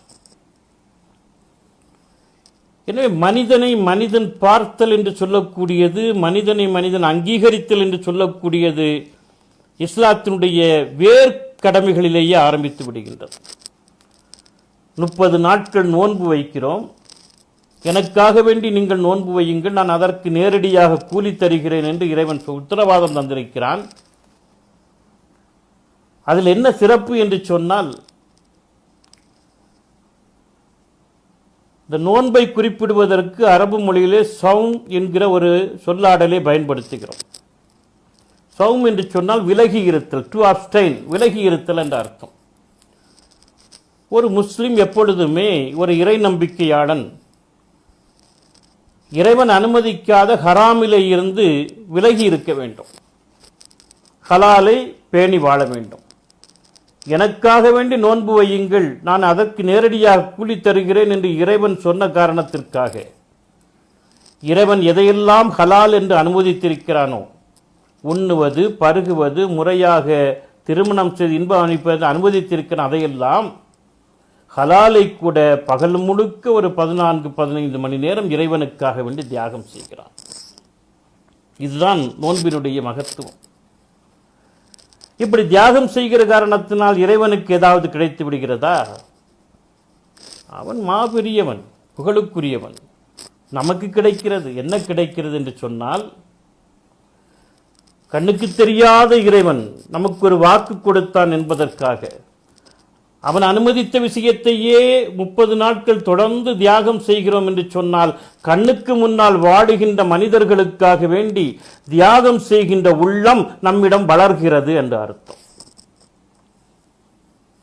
ஏழையினுடைய வயிறு எப்படி இருக்கிறது என்று ஒத்திகை பார்க்கின்ற பத்திய மாதமாக அந்த ரமலான் மாதம் மாறிப்போகிறது. எனவே இஸ்லாத்தினுடைய கடமைகளிலே சக மனிதன் அங்கீகாரம் என்பதும் ஆதரவு என்பதும் வந்து கொண்டே இருக்கின்றது. திருக்குரானிலே இந்த நோன்பை முறித்தவர்களுக்கு ஒரு பரிகாரம் பேசப்படுகிறது. ஒருவர் வேண்டுமென்றே நோன்பை முறித்து விட்டார் என்று சொன்னால் அதற்கு பரிகாரம் உண்டு, செய்தாக வேண்டும். என்ன செய்ய வேண்டும்? அவர் 60 நாட்கள் நோன்பு நோட்டாக வேண்டும். ஒரு நோன்பே சிக்கல்னா 60 நாள் நோன்பு எப்படி? இல்லை என்றால் ஒரு அடிமையை விலைக்கு வாங்கி விடுதலை செய்ய வேண்டும். இல்லை என்றால் 60 ஏழைகளுக்கு உணவு வழங்க வேண்டும். இப்போ இறைவனுக்கு மாறு செய்த, தவறு செய்த, குற்றமளித்த ஒருவருக்கு என்ன பரிகாரம் என்று சொன்னால், மனிதனை பார்ப்பதுதான் பரிகாரம். மனிதர்களுக்கு உணவு வழங்கு, நீ செய்த பாவத்துக்கு அது பரிகாரமாகிவிடும். அடிமையை விலை கொடுத்து வாங்கி விடுதலை செய், அது ஒரு பரிகாரமாக ஆகிவிடும். எனவே வாழுகின்ற பொழுதே மனிதனை அவனுடைய தவறுகள், குற்றங்களுக்கு கூட சக மனிதனுக்கு ஆதரவு தருதல் மூலம் ஒரு மார்க்கம் அவனை செம்மைப்படுத்துகிறது என்று சொன்னால் அது இஸ்லாத்தினுடைய மகத்துவம். அதுபோல குர்ஆனிலே ஒரு இடத்திலே லிகார் என்று சொல்லக்கூடிய ஒரு விவாகரத்து பற்றிய செய்தி வருகிறது. நபிகள் நாயகம் வாழ்ந்த அந்த சமூகத்திலே காலங்காலமான ஒரு வழக்கம் என்ன என்று சொன்னால், ஒருவன் தன் மனைவியை பிடிக்கவில்லை என்று சொன்னால், உன் முதுகு என் தாயின் முதுகு போல் இருக்கிறது என்று சொன்னாலே விவாகரத்தாகிவிடும். பெண்கள் மீதான நிகழ்த்தப்பட்ட பெரிய வன்கொடுமை இது. அந்த பெண்ணை அப்புறம் யாரும் திருமணம் செய்ய மாட்டான். அந்த அளவுக்கு அந்த லிகார் என்கிற சட்டம் இருந்தது. உன் முதுகு என் தாயின் முதுகு போல் இருக்கிறது என்று சொன்னால் போதும். இந்த பிரச்சனை நபிகள் நாயகம் காலத்தில் வந்த பொழுது பெருமானா இறைவனிடம்தான் விடுகிறார்கள் தீர்ப்புக்கு. இறைவன் திருமறையிலே வசனங்களை இறக்கி கொடுக்கிறான். லிகார் என்பது தடை செய்யப்பட்டிருக்கிறது. அப்படி யாராவது விவாகரத்து செய்தால் அது செல்லுபடியாகாது. அப்படி அவசரப்பட்டு உணர்ச்சி வசப்பட்டு யாராவது லிகார் சொல்லிவிட்டால் அது கூடாது என்றாலும் அதற்கு அவர் பரிகாரம் செய்ய வேண்டும். என்ன பரிகாரம்? இதே பரிகாரம் தான். 60 நாட்கள் நோன்பு வைக்க வேண்டும், 60 ஏழைகளுக்கு உணவு வழங்க வேண்டும், இல்லை என்றால் ஒரு அடிமையை விலை கொடுத்து வாங்கி விடுதலை செய்ய வேண்டும். எனவே இந்த மார்க்கம் மனிதனுக்கான தண்டனையாக, பரிகாரமாக பல இடங்களிலே மனிதத்துவத்தை பேணுவதை கொண்டு வந்து நிறுத்துகிறது. இப்படிப்பட்ட மார்க்கத்தை சார்ந்தவர்கள் மனிதம் சார்ந்த செயல்பாடுகளிலே சங்கம் அமைத்து நாம் எப்படியெல்லாம் ஈடுபட வேண்டும் என்பதிலே கவனம் செலுத்த வேண்டும். அதுபோல பொருளாதார கடமையாக இருக்கக்கூடிய ஜக்காத் என்று சொல்லக்கூடிய பியூரிஃபிகேஷன், ஜக்கா என்று சொல்ல பியூரிஃபிகேஷன், தூய்மைப்படுத்துதல். தொழுகை நோன்பின் மூலம் என்னுடைய ஆன்மாவை உடம்பை எல்லாம் நான் தூய்மைப்படுத்துகிறேன். என் பொருளாதாரத்தை எப்படி தூய்மைப்படுத்துவது? என் பொருளாதாரத்தினுடைய சகல பொருளாதாரத்திலும் ஒரு பகுதியை ஏழைகளுக்கு உரிமை உடையதாக இருக்கிற பகுதியை வழங்கிவிட்டேன் என்று சொன்னால் என்னுடைய பொருளாதாரம் ஆண்டுதோறும் தூய்மை அடைந்து விடுகின்றது. இது ஒரு சாதாரணமான விஷயம் அல்ல. என்னுடைய வீட்டு வாசலிலே ஒருவர் வந்து அஸ்ஸலாமு அலைக்கும் பாபா ஏதாவது கொடுங்கோன்னு கேட்டார்னா நான் என்ன நினைப்பது? நம் வீட்டு வாசலில் வந்து கையேந்துகிறார், நம்மிடமிருந்து 10 15 பெற்று செல்வதற்கு வந்து நிற்கிறார் என்றால் நான் பார்க்க வேண்டும்? இல்லை. இறைவன் திருமறையிலே சொல்கின்றான், யாசித்து வரக்கூடியவர்களுக்கும் இல்லாதவர்களுக்கும் உங்கள் செல்வத்திலே உரிமை இருக்கிறது என்று சொல்கின்றான். அப்படியானால் என் வீட்டு வாசலுக்கு ஒருவர் வந்து சலாம் சொல்லி கையேந்துகிறார் என்று சொன்னால் அவர் என்னிடமிருந்து 10 15 பெற்று செல்வதற்கு வரவில்லை, தன்னுடைய உரிமையை கேட்டு வந்து நிற்கிறார் என்று நான் பார்க்க வேண்டும். அப்பொழுதுதான் நான் உண்மையான மார்க்கத்தை பேணுகின்ற முஸ்லிம். என் வீட்டு வாசலுக்கு வரக்கூடியவர்கள் யாரும் யாசகர்கள் இல்லை, பிச்சைக்காரர்கள் இல்லை, போக்கத்து போயின் வாசலுக்கு வரவில்லை, உரிமையை கேட்டு வருகிறார்கள். எல்லோருடைய செல்வத்திலும் இல்லாதவர்களுக்கும் வறியவர்களுக்கும் யாசித்து வரக்கூடிய உரிமை இருக்கிறது என்று திருவரை பேசுகிற பொழுது இது சட்டம். எனவே அவர்கள் இந்த உரிமையை கேட்டு வருகிறார்கள் என்று நான் பார்க்கிற பொழுது, தங்கள் உரிமையை கேட்டு பார்க்கிற பொழுது அதை நிறைவேற்றுகின்ற கடமை என்னிடம் இருக்கிறது. உலகத்திலே மனிதனை பொருளாதார ரீதியாக அரவணைக்கக்கூடிய, அங்கீகரிக்கக்கூடிய அடிப்படை கடமை, மகத்தான கடமை இந்த கடமை. இதைத்தான் நாம் பார்க்கிறோம். கேட்டா கொடுத்துறோம். ஏன் நல்லா உடம்பு நல்லா தானே இருக்கு, வேலை செய்து பிழைக்கிற, எல்லாம் ஒன்றும் பேசக்கூடாது. பெருமானார் சொன்னார்கள், குதிரையின் மீது வந்து கேட்டாலும் கொடுத்தாங்க. நான் நடந்து போகிறேன், ஆனால் குதிரையின் மீது வந்து கொடுன்னு கேட்டால் கூட கொடுத்துரு, அதை பற்றி யோசிக்கக்கூடாது. ஏனென்று சொன்னால் கையேந்துகின்ற நிலைமையே உலகத்தில் இருக்கக்கூடாது. அப்படி ஒரு சமூகம் உருவாக வேண்டும் என்று வருகிற பொழுது மனிதம் என்று சொல்லக்கூடியது பொருளாதாரம் சார்ந்த பகிர்வை பெறுகிற பொழுதுதான் சகல உரிமைகளும் அவர்களுக்கு சாத்தியமாகும். எந்த நிலையிலும் தன் சக மனிதனுக்கு எப்படி நாம் ஒரு சிக்கலில் இருந்தாலும் இருப்பதை கொடுத்து விட வேண்டும். எல்லா நிலையிலும் பயன்பாடு உடையவர்களாக வாழ வேண்டும். சூஃபி ஞானி ஒருவர் தன்னுடைய சீடருடைய குடிலுக்கு செல்கின்றார். நல்ல குளிர் நேரம். அந்த சீடர் ஒரு கிழிந்த போர்வையை போர்த்தி கொண்டு அப்படியே குளிரில் நடுங்கிக் கொண்டு இருக்கிறார். அந்த சூஃபி ஞானி கேட்டார், உனக்கு என்ன நல்ல போர்வை இல்லையா? கிழிந்த போர்வையில் பாவம் ரொம்ப குளிர் தாங்காமல் நடுங்கிக் கொண்டிருக்கிறேன். இல்லை குருவேன்னா, சரி நான் உனக்கு ஒரு நல்ல போர்வை கொடுத்து அனுப்புகிறேன். என்று சொல்லி அவர் ஒரு நல்ல போர்வையை கொடுத்து அனுப்புகிறார். அடுத்து ஒரு நாள் அதே சீடருடைய குடிலுக்கு சூஃபி ஞானி வருகிறார். அந்த சீடர் அந்த நல்ல போர்வையை போர்த்தி கொண்டு கடகத என்று நல்ல சுகமாக உட்கார்ந்திருக்கிறார். இப்பொழுது நன்றாக இருக்கிறது அல்லவா என்று கேட்கிறார். ஆமாம் குருவே, ரொம்ப நன்றி குருவேங்கிறான். அப்பொழுது அந்த சூஃபி ஞானி கேட்டார், ஏற்கனவே ஒரு கிழிந்த போர்வையை போர்த்தி இருந்தாயே, அதை என்ன செய்தாய் என்று கேட்டார். அதற்கு அந்த சீடன் சொன்னான், அந்த கிழிந்த போர்வையை தைத்து ஒழுங்குபடுத்தி படுக்கையிலே விரிப்பாக விரித்திருக்கிறேன் என்று சொன்னான். ஏற்கனவே படுக்கையிலே ஒரு விரிப்பை, கிழிந்து போன ஒரு விரிப்பை விரித்திருந்தாயே, அதை என்ன செய்தாய் என்று கேட்டார். அதற்கு சீடன் சொன்னான், அந்த கிழிந்த அந்த படுக்கை விரிப்பை ஒழுங்குபடுத்தி தைத்து வாசல் படியில் திரைச்சீலையாக தொங்கவிட்டிருக்கிறேன் என்று சொன்னான். ஏற்கனவே வாசல் படியில் ஒரு திரைச்சீலையை தொங்கவிட்டிருந்தாயே, கிழிந்து நைந்து ஓட்டையுமாக வீட்டுக்குள்ளே இருந்து பார்த்தா உலகமே தெரியுமே, அந்த திரைச்சீலை என்ன செய்தா என்று கேட்டார். குருவே, அதை வெட்டி தைத்து தலையணைக்கு உரையாக போட்டிருக்கிறேன் என்று சொன்னான். ஏற்கனவே தலையணையில் நைந்து போன கிழிந்து போன ஒரு உரை கிடந்தது, அதை என்ன செய்தா என்று கேட்டார். குருவே, அந்த உரையை அழகாக தைத்து எடுத்து வாசல் படியில் மிதியடியாக போட்டிருக்கிறேன் என்று சொன்னான். வாசல் படியில் ஏற்கனவே நைந்து போய் பிஞ்சு போய் கத்தி கதறிக்கொண்டு ஒரு மிதியடி என்று ஒன்று கிடந்தது, அதை என்ன செய்தா என்று கேட்டார். அவன் சொன்னான், நைந்து போன அந்த மிதியடியினுடைய நூல்களை எல்லாம் தனித்தனியாக பிரித்து எடுத்து திரியாக முறுக்கி, இதோ விளக்கிலே எண்ணெய் விட்டு அந்த திரிதான் இப்பொழுது விளக்கிலே வெளிச்சம் பரப்பி இருள் அகற்றி வெளிச்சத்தை தருகிறது என்று சொன்னான். இயற்கையினுடைய சுழற்சியில் எல்லாமே நன்மைதான். எந்த நிலையில் மாறிப்போனாலும் நன்மை விளையக்கூடிய ஒரு வாழ்க்கை வாழ்ந்தாக வேண்டும். சக மனிதனுக்கு இல்லாத பொழுது நாம் செய்கின்ற உதவி, நமக்கு இல்லாத பொழுது செய்கின்ற உதவி இருக்கிறது, அது ரொம்ப மகத்தான உதவி. இஸ்லாம் தன்னுடைய மார்க்க கடமைகளில் கூட இந்த விஷயங்களை ரொம்ப அற்புதமாக வலியுறுத்தி காட்டுகிறது. ஹஜ்ஜி கடமை என்பது ஒரு அற்புதமான ஒரு சங்கமம்.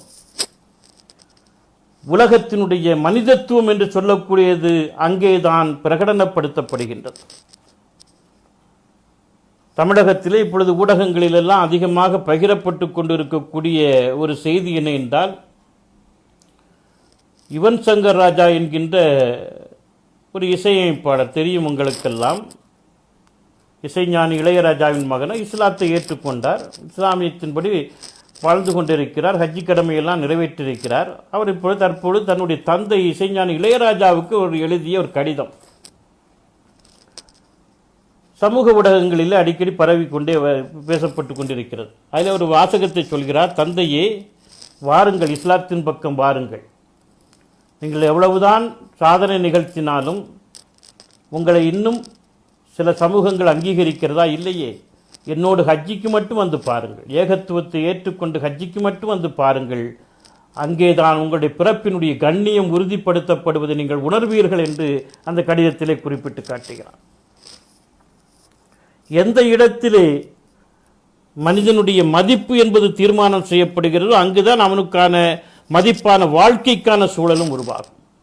அதனால்தான் நம்முடைய தமிழகத்திலே கடவுள் மறுப்பு கொள்கையாளர்களாக இருக்கக்கூடியவர்கள், திராவிட கழகத்தினரெல்லாம் இஸ்லாம் சமயத்தை மட்டும் அதிகமாக விமர்சனம் செய்யவே மாட்டார்கள். அவர்கள் கடவுள் மறுப்பு கொள்கை வைத்துக் கொண்டிருக்கலாம். ஆனால் அவர்கள் என்ன எதிர்பார்க்கிறார்கள் என்று சொன்னால், ஜாதி வேறுபாடற்ற ஒரு சமூகம், ஏற்றத்தாழ்வில்லாத ஒரு சமூகம், வீண் மூட நம்பிக்கைகளுக்கு இடம் கொடுக்காத அறிவுபூர்வமாக இயங்கக்கூடிய ஒரு சமூகம் உருவாக வேண்டும் என்று நினைக்கிறார்கள். இஸ்லாத்தில் அதெல்லாம் சாத்தியமாக இருக்கிற காரணத்தினால் இஸ்லாத்தை மதிக்கிறார்கள். எல்லா சமயங்களையும் தூற்றி பேசக்கூடியவர்கள் இஸ்லாமிய மேடைகளுக்கு வருகிறார்கள். உத்தம நபி ஸல்லல்லாஹு அலைஹி வஸல்லம் உதய தின விழா மேடைகளிலே தந்தை பெரியார் உரையாற்றியிருக்கிறார். அந்த சுயமரியாதை கொள்கையை சுவீகரித்துக் கொண்டு அறிஞர் அண்ணா உரையாற்றியிருக்கிறார். டாக்டர் கலைஞர் அவர்கள், முத்தமிழ் கலைஞர் அவர்கள் உரையாற்றியிருக்கிறார்கள், வந்திருக்கிறார். என்ன காரணம்? கடவுளை மற மனிதனை நினை என்று சொல்லக்கூடியவர்கள், கடவுளை தொழு மனிதனை நினை என்று சொல்லக்கூடிய மார்க்கத்தின்பால் மதிப்புடையவர்களாக இருப்பதற்கு என்ன காரணம்? இஸ்லாம் பேசுகின்ற மனிதத்துவம் அது நிலைநிறுத்தி காட்டிய அற்புதமான வாழ்வியல் விளிமியம். தந்தை பெரியார் கூத்தாநல்லூருக்கு ஒரு முறை வந்தார். அப்பொழுது நோன்பு காலம். இஸ்லாமிய சகோதரர்களெல்லாம் சென்று தந்தை பெரியாரை மாலையில் இஃப்தார் விருந்து, நோன்பு திறக்கின்ற விருந்தை வைத்திருக்கிறோம், நீங்கள் வந்து அதில் கலந்து கொள்ள வேண்டும், வாருங்கள் என்று அழைத்தார்கள். ரொம்ப மகிழ்ச்சி பெரியாருக்கு. அந்த நோன்பு கஞ்சி அவருக்கு ரொம்ப பிடிக்கும். வரேன்னு வந்துட்டார். எல்லாம் சமணம் போட்டு உட்கார்ந்துருக்காங்க. எல்லாரும் உட்கார்ந்துருக்கு. கஞ்சி இப்பெல்லாம் மண் குப்பரையெல்லாம் கஞ்சி விட்டு வைப்பாங்க. குப்பரையில் கஞ்சி விட்டு வைக்கப்பட்டிருக்கிறது. பேருத்தம்பளம், பலவைகள், நோன்பு எல்லாம் இருக்குது. அசரத்து நீயே சொன்னோன்னே எல்லாரும் அப்படியே கஞ்சி தூக்கி பருகிறாங்க. நோன்பு திறக்க நடந்துகிட்டு இருக்கு. தந்தை பெரியார் கஞ்சி குப்பரையை எடுத்து அப்படியே வச்சு அப்படியே அலசி குடிச்சிக்கிட்டே இருக்கிறார். அவருடைய மீச தாடியெல்லாம் நிறைய வளர்ந்து கிடக்கு. நீங்கள் பார்த்துருப்பீங்க. சமூக காடு வளர்ப்பு திட்டமும் நிறைய வளர்த்து போட்டிருப்பார். அது மீசத்தாளில் ஒன்று கஞ்சியில் கிடந்து விளையாடுது. கஞ்சியை குடிச்சிட்டு இருந்த பெரியார் பக்கத்தில் இருந்த அசரத்துக்கிட்ட கேட்டாராம், என்ன அசரத், கஞ்சியில் மூக்குப்பொடி வாடை அடிக்குதே என்னாராம். அசரத் சிரித்து கொண்டே சொன்னாராம், கஞ்சியில் ஒன்று மூக்குப்பொடி போடல பெரியார், நீங்கள் கொஞ்ச நேரம் குடிக்கும்போது நீங்கள் மூக்குப்பொடி போட வழக்கம் உடையவங்க, அது மீசத்தாடியெல்லாம் கொஞ்ச நேரம் கஞ்சியில் கிடந்து விளையாட்டுருக்குல்ல, அதான் வாசம் வருது என்று சொன்னாராம் அசரத். சொல்லியதோடு நின்று விடவில்லை. அடுத்த அந்த மார்க்க பெருந்தகை சொன்னாராம், அதனால் தான் எங்கள் பெருமானார் நபிகள் நாயகம் ஸல்லல்லாஹு அலைஹி வஸல்லம் அவர்கள் மீசையை கத்திரியுங்கள் என்று சொன்னார்கள். பெரியார் கஞ்சி குப்பரை கீழே வச்சுட்டாராம். இந்த நபிகள் நாயகம் மீசை மையத்தை கூட விட்டு வைக்கலையாப்பா, அதை கூட எப்படி வைக்கணும்னு சொல்லிட்டாராப்பா என்று சிரிச்சுக்கிட்டே சொன்னாராம். வாழ்க்கையினுடைய சகலத்திலும் இப்படித்தான் இருக்க வேண்டும் என்கின்ற ஒரு வரையறை சார்ந்த அற்புதமான ஒரு வாழ்க்கை இஸ்லாம் வகுத்து தந்திருக்கக்கூடிய வாழ்க்கை. இந்த வாழ்க்கைக்குள்ளே எல்லோரையும் அரவணைத்து கொண்டு போக வேண்டும். அதற்கான நல்ல வாய்ப்புகள் என்று சொல்லக்கூடியது இஸ்லாமிய தமிழ் சங்கம் போன்ற சங்கங்கள் போன்றும் நமக்கு கிடைக்கிறது. மனிதனை பார்க்க வேண்டும், மனிதனுடைய உணர்வுகளுக்கு மதிப்பளிக்க வேண்டும். இது மிக முக்கியமான விஷயம். இஸ்லாத்தை பொறுத்தளவில் இறை வழிபாடான தொழுகையில் கூட மனித உணர்வுகளுக்கு மதிப்பளிக்காமல் தொழுகையை தொழக்கூடாது. அதனால்தான் பெருமானார் ஒரு முறை அவர்கள் முன்னால் தொழுவார்கள், ஆண்கள் முன்னால் இருப்பார், அதற்கு பின்னால் பெண்கள் குழந்தைகள் தொழுவது என்பது வழக்கம் இருந்திருக்கிறது. பெண்கள் பகுதியிலிருந்து ஒரு குழந்தை அழுகின்ற குரல் கேட்கிறது. குழந்தை அழுகின்ற குரலை கேட்டவுடன் பெருமானார் ரொம்ப சுருக்கமாக விரைந்து தொழுகையை முடித்துக் கொள்கிறார்கள். என்ன காரணம் என்று சொன்னால், ஒரு தாயின் மனநிலையிலிருந்து பார்க்கிறார்கள். எனவே இறைவனை நீண்ட நேரம் தொழுதல், குர்ஆன் வசனங்களை பெரிய பெரிய வசனங்களை எல்லாம் ஓதி தொழுதல் என்பது நன்மைதான். ஆனால் நம்மோடு இருக்கக்கூடிய பலவீனர்களை, பெண்களை, எல்லோற்றையும் பார்க்கிற பொழுது அவர்களுடைய மனநிலை, உணர்வுகளுக்கு மதிப்பளித்துத்தான் தொழுகையை நடத்த வேண்டும். முஆது இப்னு ஜபல் ரலியல்லாஹு தஆலா அன்ஹு அவர்கள் பின்னால் கவர்னராகவெல்லாம் இருந்தார். அவர் மீது ஒரு புகார் வருகிறது. பெருமானாரிடம் வந்து சொல்கிறார்கள், நாங்கள் பகல் முழுக்க பாலைவன பிரதேசத்திலே கடுமையான வெயிலிலே ஒட்டகங்களை மேய்த்துவிட்டு பேரித்தந்தோட்டங்களிலே கடுமையான வேலைகளை செய்துவிட்டு மாலையில் களைத்து எடுத்து வீடு வந்து சேர்ந்து இரவு நேர தொழுகைக்காக வேண்டினால் தொழுகைக்கு தலைமையேற்று நடத்துகின்ற முஆது இப்னு ஜபல் ரலியல்லாஹு தஆலா அன்ஹு அவர்கள் நீண்ட சூறாவை அத்தியாயத்தை, குர்ஆன் அத்தியாயத்தை ஓதி தொழ வைத்து விடுகிறார். எங்களால் அது முடியல, இன்னும் தொழ முடியலன்னு சொன்ன உடனே முஆதை அழைத்து வாருங்கள் என்று பெருமானார் ஆணையிட்டார். முஆது ஜபல் ரலியல்லாஹு அழைத்து வரப்படுகிறார். அவரை பார்த்து பெருமானார் ஒரு வார்த்தையை கேட்டார், ரொம்ப அற்புதமான வார்த்தை. முஆதே, நீர் என்ன மார்க்கத்தில் குழப்பத்தை ஏற்படுத்துகிறீரா என்று கேட்டார். எது குழப்பம்? திருவரையினுடைய வசனங்கள், இறைவன் அருளிய வசனங்களை நிறைய ஓதி தொழ வைப்பது மார்க்கத்தில் குழப்பத்தை ஏற்படுத்துவதா? குழப்பத்தை ஏற்படுத்துவதுதான். அந்த சமூகத்தில், அந்த ஜமாத்தில், அந்த தொழுகை நிற்கக்கூடிய பலவீனர்களை மனதில் வைத்துக் கொள்ளாமல், அவருடைய மனநிலையும் உடல்நிலையும் அழைத்துக் கொள்ளாமல் தொழுகையை நீட்டிப்பது கூட மார்க்கத்தில் குழப்பத்தை ஏற்படுத்துவது என்று சொன்னார்கள். என்று சொன்னால் மனிதனை நிர்ணயித்து தான் வழிபாடு இல்லாமல். உலகத்திலே இஸ்லாம் இவ்வளவு தூரம் மதிப்பு கொடுத்திருக்கிறது என்பது மிகப்பெரிய சிந்தனைக்குரிய விஷயமாக அமைந்திருக்கிறது என்பதை பார்க்க வேண்டும். மூத்தோர்கள் மீது மரியாதை செலுத்தாதவர்கள், இளையவர்கள் மீது, குழந்தைகள் மீது அன்பு செலுத்தாதவர்கள் என்னை சார்ந்தவர்கள் இல்லை என்றே சொன்னார்கள். அதனால்தான் ஒரு முதியவரை கடந்து வருவதற்கு, மூத்தவருக்கு மரியாதை கொடுக்க வேண்டும் என்று பெரியார் சொன்ன காரணத்தில் முதியவரை கடந்து வருவதற்கு மனசு இல்லாமல் தாமதப்படுத்தி வந்தார்கள் அபூபக்கர் சித்திக் ரலியல்லாஹு தஆலா அவர்கள். தொழுகையிலே பெருமானார் தொழுவதற்கு இமாம தலைமையேற்க முதல் ஆளாக முதல் நிற்கக்கூடியவர் அபூபக்கர் அவர்களாக இருப்பார்கள். பெருமானார் தொழுகையை ஆரம்பித்து விடுகிறார். தொழுகையிலே தக்பீர் கைகட்டி விடுகின்றார். ஆனால் அபூபக்கர் அவர்கள் வந்து சேரவில்லை. அப்படியே பெருமானார் தொழுது கொண்டே இருக்கிறாங்க. ருக்குவில் ரொம்ப நேரம் நிற்கிறாங்க குனிந்து வந்து, ஏன்னா ருக்குவில் அந்த ரக்காத் முடிந்துவிடும். எனவே முதியவரை கடந்து வரக்கூடாது, முந்தி செல்லக்கூடாது என்பதற்காக கொஞ்சம் தாமதப்படுத்தி வந்தவர்கள் ருக்கு நிற்கிற விரைந்து வந்து ருக்குவிலே சேர்ந்து கொள்கிறார்கள். பெருமானார் அதை உணர்ந்து கொள்கிறார். சாதாரண மனிதர் என்று சொல்லி விடுவார்கள். பின்னால் நடப்பதெல்லாம் அவருக்கு எப்படி தெரியும். சாதாரண மனிதர் அல்ல. அபூபக்கர் அவர்கள் ருக்குவில் தக்பீர் கட்டி ருக்குவில் வந்து சேர்ந்தவுடன் தான் சமியல்லாஹு லிமன் ஹமீதா, புகழக்கூடியவர்களுடைய புகழ்ச்சியெல்லாம் இறைவன் செவியேற்கின்றான், கேட்டுக்கொண்டிருக்கிறான் என்று பொருள்படிய முதல் தடவையாக பெருமானார் சொன்னார்கள். அதை கேட்டுவிட்டு அபூபக்கர் சித்திக் ரலியல்லாஹு தஆலா ரப்பனா லக்கல் ஹம்த், இறைவா உனக்கே புகழ் அனைத்தும் என்று சொன்னார்கள். இன்றைக்கும் தொழுகையிலே சமியல்லாஹு லிமன் ஹமீதா என்று சொல்கிறோம். ரப்பனா லக்கல் ஹம்த் என்று ருக்குவிலிருந்து நிமிர்ந்தவுடன் சொல்கிறோம் என்று சொன்னால், தொழுகையிலே அது ஒரு சரத்தாக மாறிப்போனது என்று சொன்னால், ஒரு மனிதனுக்கு கொடுக்கக்கூடிய மரியாதையின் வெளிப்பாட்டை இஸ்லாம் தொழுகையிலே உறுதிப்படுத்தி காட்டுகிறது. நிறைய விஷயங்களை பேசிக்கொண்டு போகலாம். பூண்டு வெங்காயம் போன்றவற்றை சாப்பிட்டு கொண்டு அந்த வாசனையோடு நீங்கள் தொழுகையிலே வந்து நிற்காதீர்கள் என்று பெருமானார் சொன்னார். நீ வயிற்று பிரச்சனைக்காக சாப்பிட்டிருக்கலாம், உடல்நலம் கருதி சாப்பிட்டிருக்கலாம் பூண்டை வெங்காயத்தையோ. ஆனால் அந்த வாசம் பக்கத்திலே வந்து கைகட்டி நிற்கக்கூடிய இன்னொருத்தருக்கு ஏதாவது எரிச்சலை ஒத்துக்கொள்ளாமல் இருக்கலாம். இது ஒரு சாதாரண சுவாசத்தால் கூட, ஒரு வாசனையால் கூட பிறருடைய உணர்வுகளை காயப்படுத்தக்கூடாது என்று சொல்லக்கூடிய ஒரு பண்பாட்டை பெருமானார் கற்றுத்தந்தார்கள்.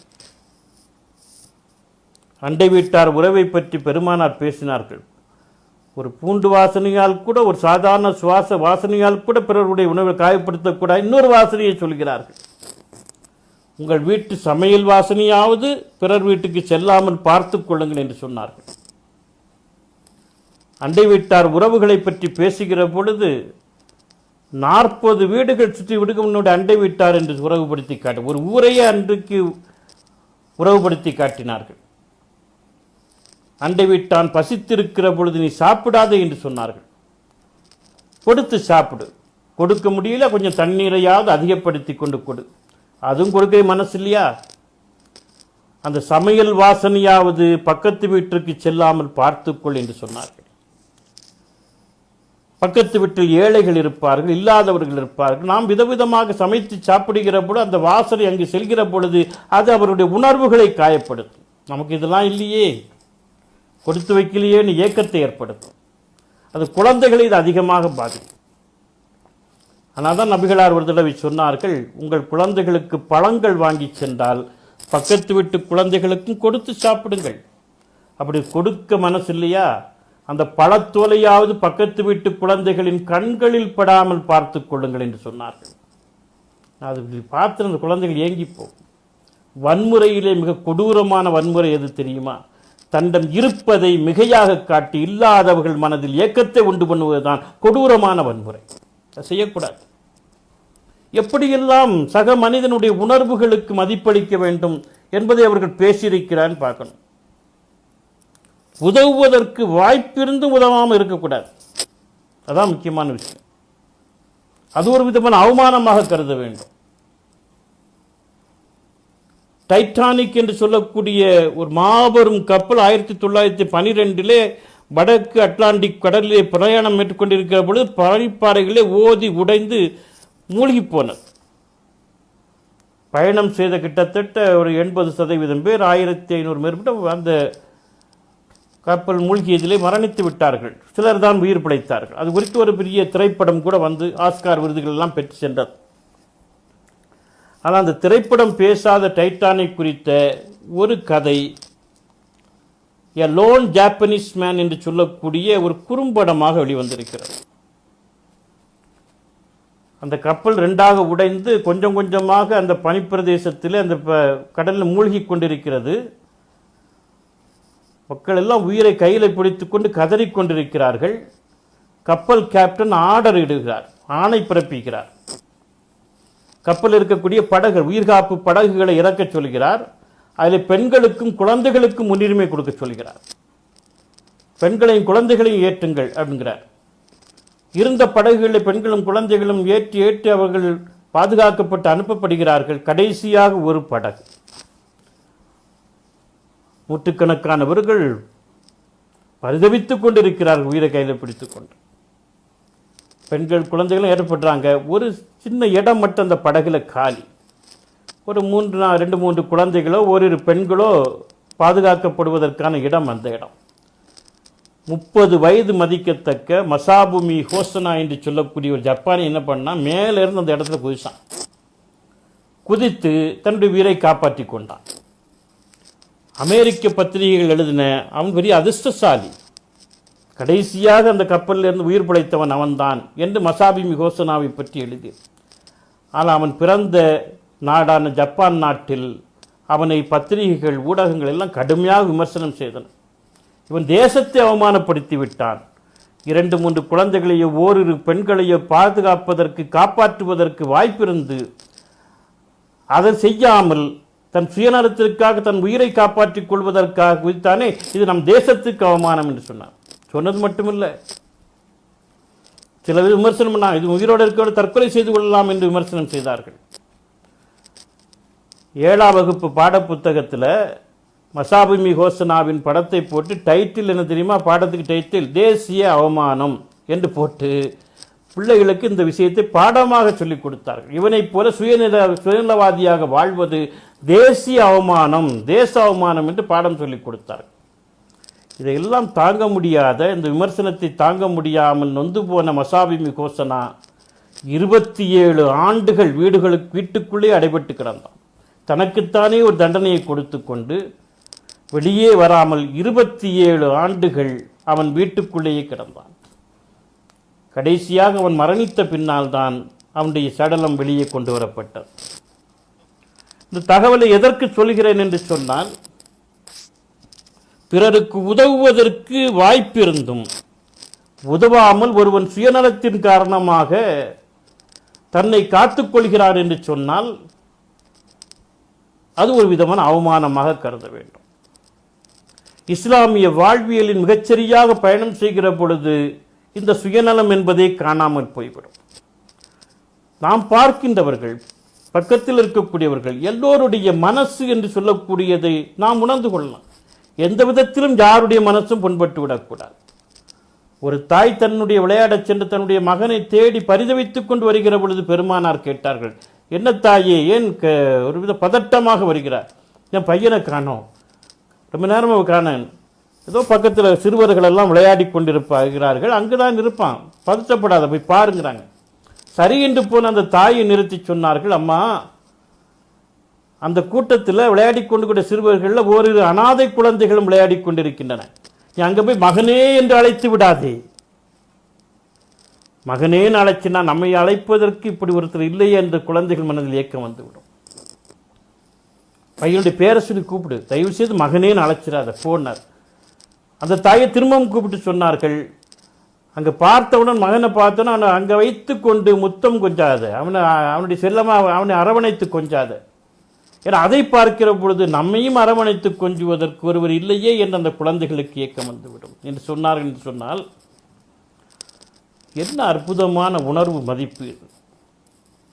ஒரு மனிதனுக்கு இன்னொரு மனிதன் கொடுக்கக்கூடிய அந்த உணர்வு சார்ந்த மதிப்பு இருக்குதே, இது ரொம்ப அற்புதமான ஒரு விஷயம்.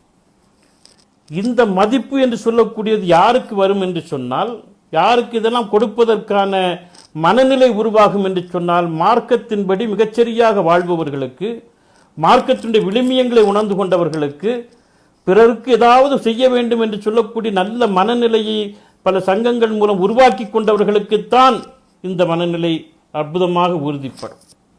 இதைத்தான் நாம் பார்க்கிறோம். எனவே ஒரு மனிதகுல பாதுகாப்பு சார்ந்த ஒரு அற்புதமான ஒரு வாழ்க்கையை நாம் வாழ்ந்தாக வேண்டும். இந்த கொரோனா பேரிடர் காலத்திலே வழிபாட்டு தலங்கள் எல்லாம் ஒரு 4-5 மாதங்கள் மூடி கிடந்தன. ஜும்மா கூட தொழ முடியவில்லை பலருக்கு. 2 ஜும்மாக்கள் நாளிலே மனிதன் பரிதவித்து போகிற சூழல்ல 4-5 மாதங்கள் ஜும்மா தொழ முடியல, வெள்ளிக்கிழமை தொழுகை தொழ முடியல, இருந்த சூழல் இருந்தது. ஆனால் இஸ்லாம் உன்னுடைய உயிருக்கான பாதுகாப்பா தொழுகையா இருந்துச்சுன்னா உயிருக்கான பாதுகாப்பைத்தான் முதலில் சொல்கிறது. உயிருக்கான பாதுகாப்பு இருந்தால் தான் இறை வழிபாடு நடக்கும். இது முக்கியத்துவம் கொடுக்கிறது. 2018 ஒரு அக்டோபர் மாதம் மதினமா நகரிலே மஸ்ஜித் நபி பள்ளிவாசலிலே அதிகாலையிலே பாங்கு சொல்கிற பொழுது தொழுகைக்கான அழைப்பு வருகிற போது ஒரு வித்தியாசமான ஒரு தொடர் வந்தது. இரவிலே இருந்து மழை கொட்டிக்கொண்டே இருக்கிறது, கடுமையான மழை. அரபகங்களிலே மழை பெய்தால் அங்கே இருக்கக்கூடியவர்களுக்கு தெரியும், கொஞ்சம் அதிகமாக மழை பெய்தால் பயப்பட ஆரம்பிச்சுவாங்க. ஏன்னா எங்கேருந்து தண்ணி எப்போ வரும், குண்டு வழியாக வரும்னு சொல்ல முடியாது. எனவே விடிய விடிய விடிய மழை கொட்டி தீர்க்கிறது. அதிகாலையிலே ஃபஜ்ர் தொழுகைக்கு பாங்கு சொல்கிற பொழுது பாங்கில் இடம்பெறுகின்ற ஹையாலல் ஃபலாஹ், வெற்றியின் பக்கம் விரைந்து வாருங்கள், வெற்றியின் பக்கம் விரைந்து வாருங்கள் என்கின்ற வாசகம் இடம்பெறவில்லை. அதற்கு பதிலாக அஸ்ஸலாத்து ஃபீ ரிஹாலக்கும், அஸ்ஸலாத்து ஃபீ ரிஹாலக்கும், நீங்கள் உங்கள் தங்குமிடங்களிலேயே தொழுது கொள்ளுங்கள், தங்குமிடங்களிலே தொழுது கொள்ளுங்கள் என்று வாசகம் இடம்பெற்றது. சமூக ஊடகங்களிலே அந்த பாங்கோலி வந்து நாம் பார்த்தோம், கேட்டோம். பெருமானார் அனுமதித்திருக்கிறார்கள். ஒரு பேரிடர் காலத்திலே, ஒரு சூழல் சரியாக இல்லாத நேரத்திலே ஜமாத் தொழுகை என்பது கட்டாயம், பெரிய பலன் தரக்கூடியது. என்றாலும் கூட உன்னுடைய உயிருக்கும் உடமைக்கும் பாதுகாப்பு தான் மிக முக்கியத்துவம் வாய்ந்தது என்று சொன்னால் வீட்டை தொழுதுக்கோ, இருக்கிற இடத்தை தொழுதுக்கோ. இதை மனிதனுடைய அந்த வாழ்வியல் சார்ந்த பாதுகாப்பை இஸ்லாம் எப்படியெல்லாம் உறுதிப்படுத்தி காட்டுகிறது என்பதை சிந்தித்து பார்க்க வேண்டும். அதனால் தான் நபிகள் நாயகம் ஸல்லல்லாஹு அலைஹி வஸல்லம் அவர்கள் மார்க்கத்தை முன்னெடுத்து சென்ற பொழுது மக்கமா நகரிலே அவர்களுக்கு ஏகப்பட்ட அச்சுறுத்தல்கள் இருந்தன. இஸ்லாத்தை ஏற்றுக்கொண்டவர்கள் நிறைய கொடுமைகளுக்கும் துன்பங்களுக்கும் ஆளானார்கள். கொடூரத்தினுடைய விளிம்பு வரை சென்று சிலர் துன்பப்படுத்தப்பட்டார்கள். எனவே இஸ்லாத்துவத்தை, ஏகத்துவத்தை ஏற்றுக்கொண்டவருடைய உயிருக்கான பாதுகாப்பை உறுதிப்படுத்தியாக வேண்டிய கட்டாய நபிகளாருக்கு ஏற்பட்ட பொழுது அபிசீனிய நாட்டுக்கு ஹிஜ்ரத்தாக பயணமாக சிலரை அனுப்பி வைத்தார்கள். நபித்துவம் கிடைத்த 5வது ஆண்டு கிபி 615 ஒரு 15 பேர் அடங்கியவர்களை முதலில் அனுப்பி வைத்தார்கள். அதில் 11 ஆண்கள் 4 பெண்கள் இடம்பெற்றிருந்தார்கள். பெருமானார் நபிகள் நாயகம் ஸல்லல்லாஹு அலைஹி வஸல்லம் அவருடைய அருமை மகளார் ருஹியா அவர்களும் அவருடைய அன்பு கணவர் உஸ்மான் ரலியல்லாஹு தஆலா அன்ஹு அவர்களும் அதில் இடம்பெற்றிருந்தார்கள். அபிசீனிய நாட்டுக்கு அனுப்பி வைத்து விட்டார்கள். என்ன காரணம் என்று சொன்னால், மார்க்க பிரச்சாரம் என்பதும் வளர்ச்சி என்பதும் நோக்கமாக இருந்தாலும் ஏற்றுக்கொண்டவருடைய உயிருக்கும் உடைமைக்குமான பாதுகாப்பு என்பது அதைவிட முக்கியமான விஷயம். ஒரு சமூகம் பாதுகாப்பாக வாழுகிற பொழுதுதான் இறை கடமைகளையே மிகச்சரியாக நிறைவேற்ற முடியும், இறை நெறியை மிகச்சரியாக கொண்டு செல்ல முடியும். அடுத்து நபித்துவம் கிடைத்த 7வது ஆண்டு அதே அபிசீனிய தேசத்துக்கு 101 பேர் அனுப்பி வைத்தார்கள். 83 ஆண்கள் 18 பெண்கள். அவர்களுக்கு தலைவராக ஜாபிர் பின் அபுதாலிப் ரலியல்லாஹு தஆலா என்கின்ற ஆற்றல் மிக்க அந்த இளைஞரை தலைவராக அனுப்பி. அவர் 2 விதத்திலே சிறந்தவர். ஒன்று, மிகப்பெரிய வீரர், ஒரு யூதக்கோட்டையே தனி ஒரு ஆளாக முற்றுகையிட்டவர். இன்னொன்று, மிகச்சிறந்த பேச்சாற்றல் மிக்கவர், நாவன்மை படைத்தவர். அபிசீனிய மன்னன் நஜ்ஜாஷ் ஜாகிரம் கூப்பிட்டு கேட்கிற பொழுது எனக்கு பெரிய கூட்டம் போதிப்போம், சரியா பதில் சொல்லியாக வேண்டும். அபி சுஃபியான் போய் இஸ்லாமியர்களுக்கு எதிராக பல பிரச்சனைகள் ஏற்படுத்திய பொழுது தன்னுடைய நாவன்மையால் அங்கே நபிகளாருடைய வாழ்வியல் நோக்கத்தையும் மார்க்கத்தினுடைய சுழுமியை சொல்லி அவர்கள் அங்கே அடைக்கலமாவதற்கான ஒரு திறனை அவர்கள் ஏற்படுத்தினார்கள். இரண்டு ஹிஜ்ரத்துக்கள் பெருமானாருடைய ஹிஜ்ரத்துக்கு முன்னால் நடந்தது என்று சொன்னால், பெருமானாருடைய ஹிஜ்ரத்தே நடந்தது என்று சொன்னால் என்ன காரணம்? நாம் மனிதனில் உயிருக்கான மனிதனுக்கான பாதுகாப்பான வாழ்க்கை சூழல் என்பது மிகுந்த முக்கியத்துவமாக இருக்க வேண்டும். இதை உறுதிப்படுத்தப்படுகின்ற பொழுதுதான் மற்ற விஷயம் உறுதிப்படுத்தப்படும். இன்றைக்கு நம்முடைய வாழ்வியல் பாதுகாப்பு என்று சொல்லக்கூடியது மிகுந்த முக்கியத்துவம் வாய்ந்த ஒரு விஷயம். முதல் நாம் வாழுகின்ற மண்ணிலே நமக்கான உரிமைகளை பெற வேண்டும். உரிமைகளை பெறுகின்ற இந்த சமூகம் சகலத்திலும் பாதுகாப்பான ஒரு வாழ்க்கை சூழலிலே வாழ வேண்டும். அதற்கான அறிவுபூர்வமான நடவடிக்கைகளை மேற்கொள்ள வேண்டும். இதெல்லாம் தான் இந்த அமைப்புகள் தொடர்ந்து செய்ய வேண்டும். இந்த கொரோனா காலத்தில் அதெல்லாம் வராது, வந்தால் பார்த்து அல்லா அப்படி இல்லை.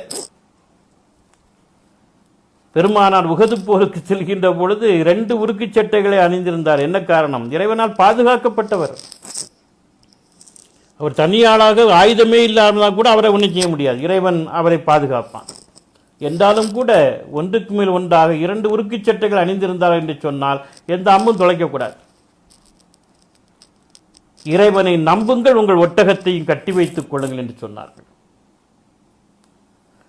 எனவே இந்த பாதுகாப்பு சார்ந்த விஷயத்திலே அதிகமாக கவனம் செலுத்த வேண்டிய ஒரு சமூகமாக நம்முடைய சமூகம் இருக்க வேண்டிய கடமை இருக்கிறது.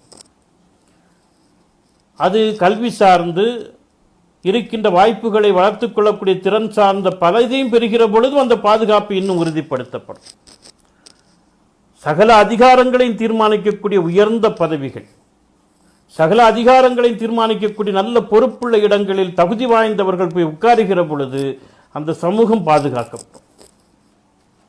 இதற்கான முயற்சிகளைத்தான் நாம் செய்ய வேண்டும்.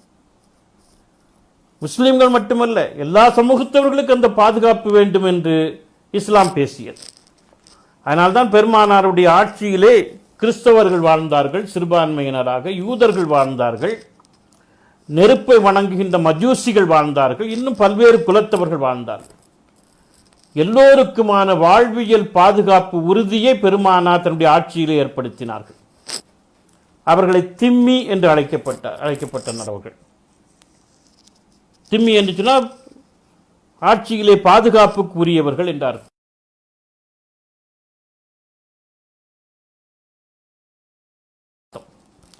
அரசாங்கத்திற்கு ஜிஸ்யா என்று சொல்லக்கூடிய வரியை பிரித்த திம்மிக்கு அது கிடையாது. முஸ்லிம்களை விட அதிக உரிமை படைத்த பாதுகாப்பு உரிமை படைத்தவர்களாக பெருமானாருடைய ஆட்சியில சிறுபான்மையினர் திகழ்ந்தார்கள். பெருமானாரே ஒரு யூதரிடம் சென்று கடன் வாங்கினார். 12 மரைக்கால் கோதுமையை கடன் வாங்கியிருக்கிறார். அவருடைய போர்க்கவசம் ஒன்று அடகு வைக்கப்பட்டு மீட்காமலே மரணித்து போனார். ஒரு ஆட்சி தலைவரே தன் ஆட்சியின் கீழே வாழுகின்ற ஒரு யூதரிடம் சென்று சிறுபான்மை சென்று கடன் வாங்க என்ன பொருளாதார அந்தஸ்தை பெற்றிருந்தார் என்று சிந்தித்து பார்க்க வேண்டும். எனவே இதெல்லாம் இன்றைக்கு நாம் பேச வேண்டிய விஷயம். சகலருக்குமான பாதுகாப்பு என்று சொல்லக்கூடியது உறுதிப்படுத்தப்பட வேண்டும். அவர்களுடைய வழிபாடுகள் பாதுகாக்கப்பட வேண்டும். அவருடைய சமய நம்பிக்கைகள் பாதுகாக்கப்பட வேண்டும். அதனால்தான் பெருமானார் பல சமூகங்களோடு ஒப்பந்தங்களை, உடன்படிக்கைகளை செய்து கொண்டார்கள். சினாய் மலை பாதிரிமார்களோடு செய்து கொண்ட ஒப்பந்தம் அற்புதமான ஒப்பந்தம். கிறிஸ்தவ பாதிரிமார்களும் மக்களும் மலைமுகடுகளிலோ மாதா கோயில்களிலோ சென்று வழிபாடு செய்து கொண்டிருக்கிற பொழுதும் வாழ்ந்து கொண்டிருக்கிற பொழுதும் அவர்களுக்கும்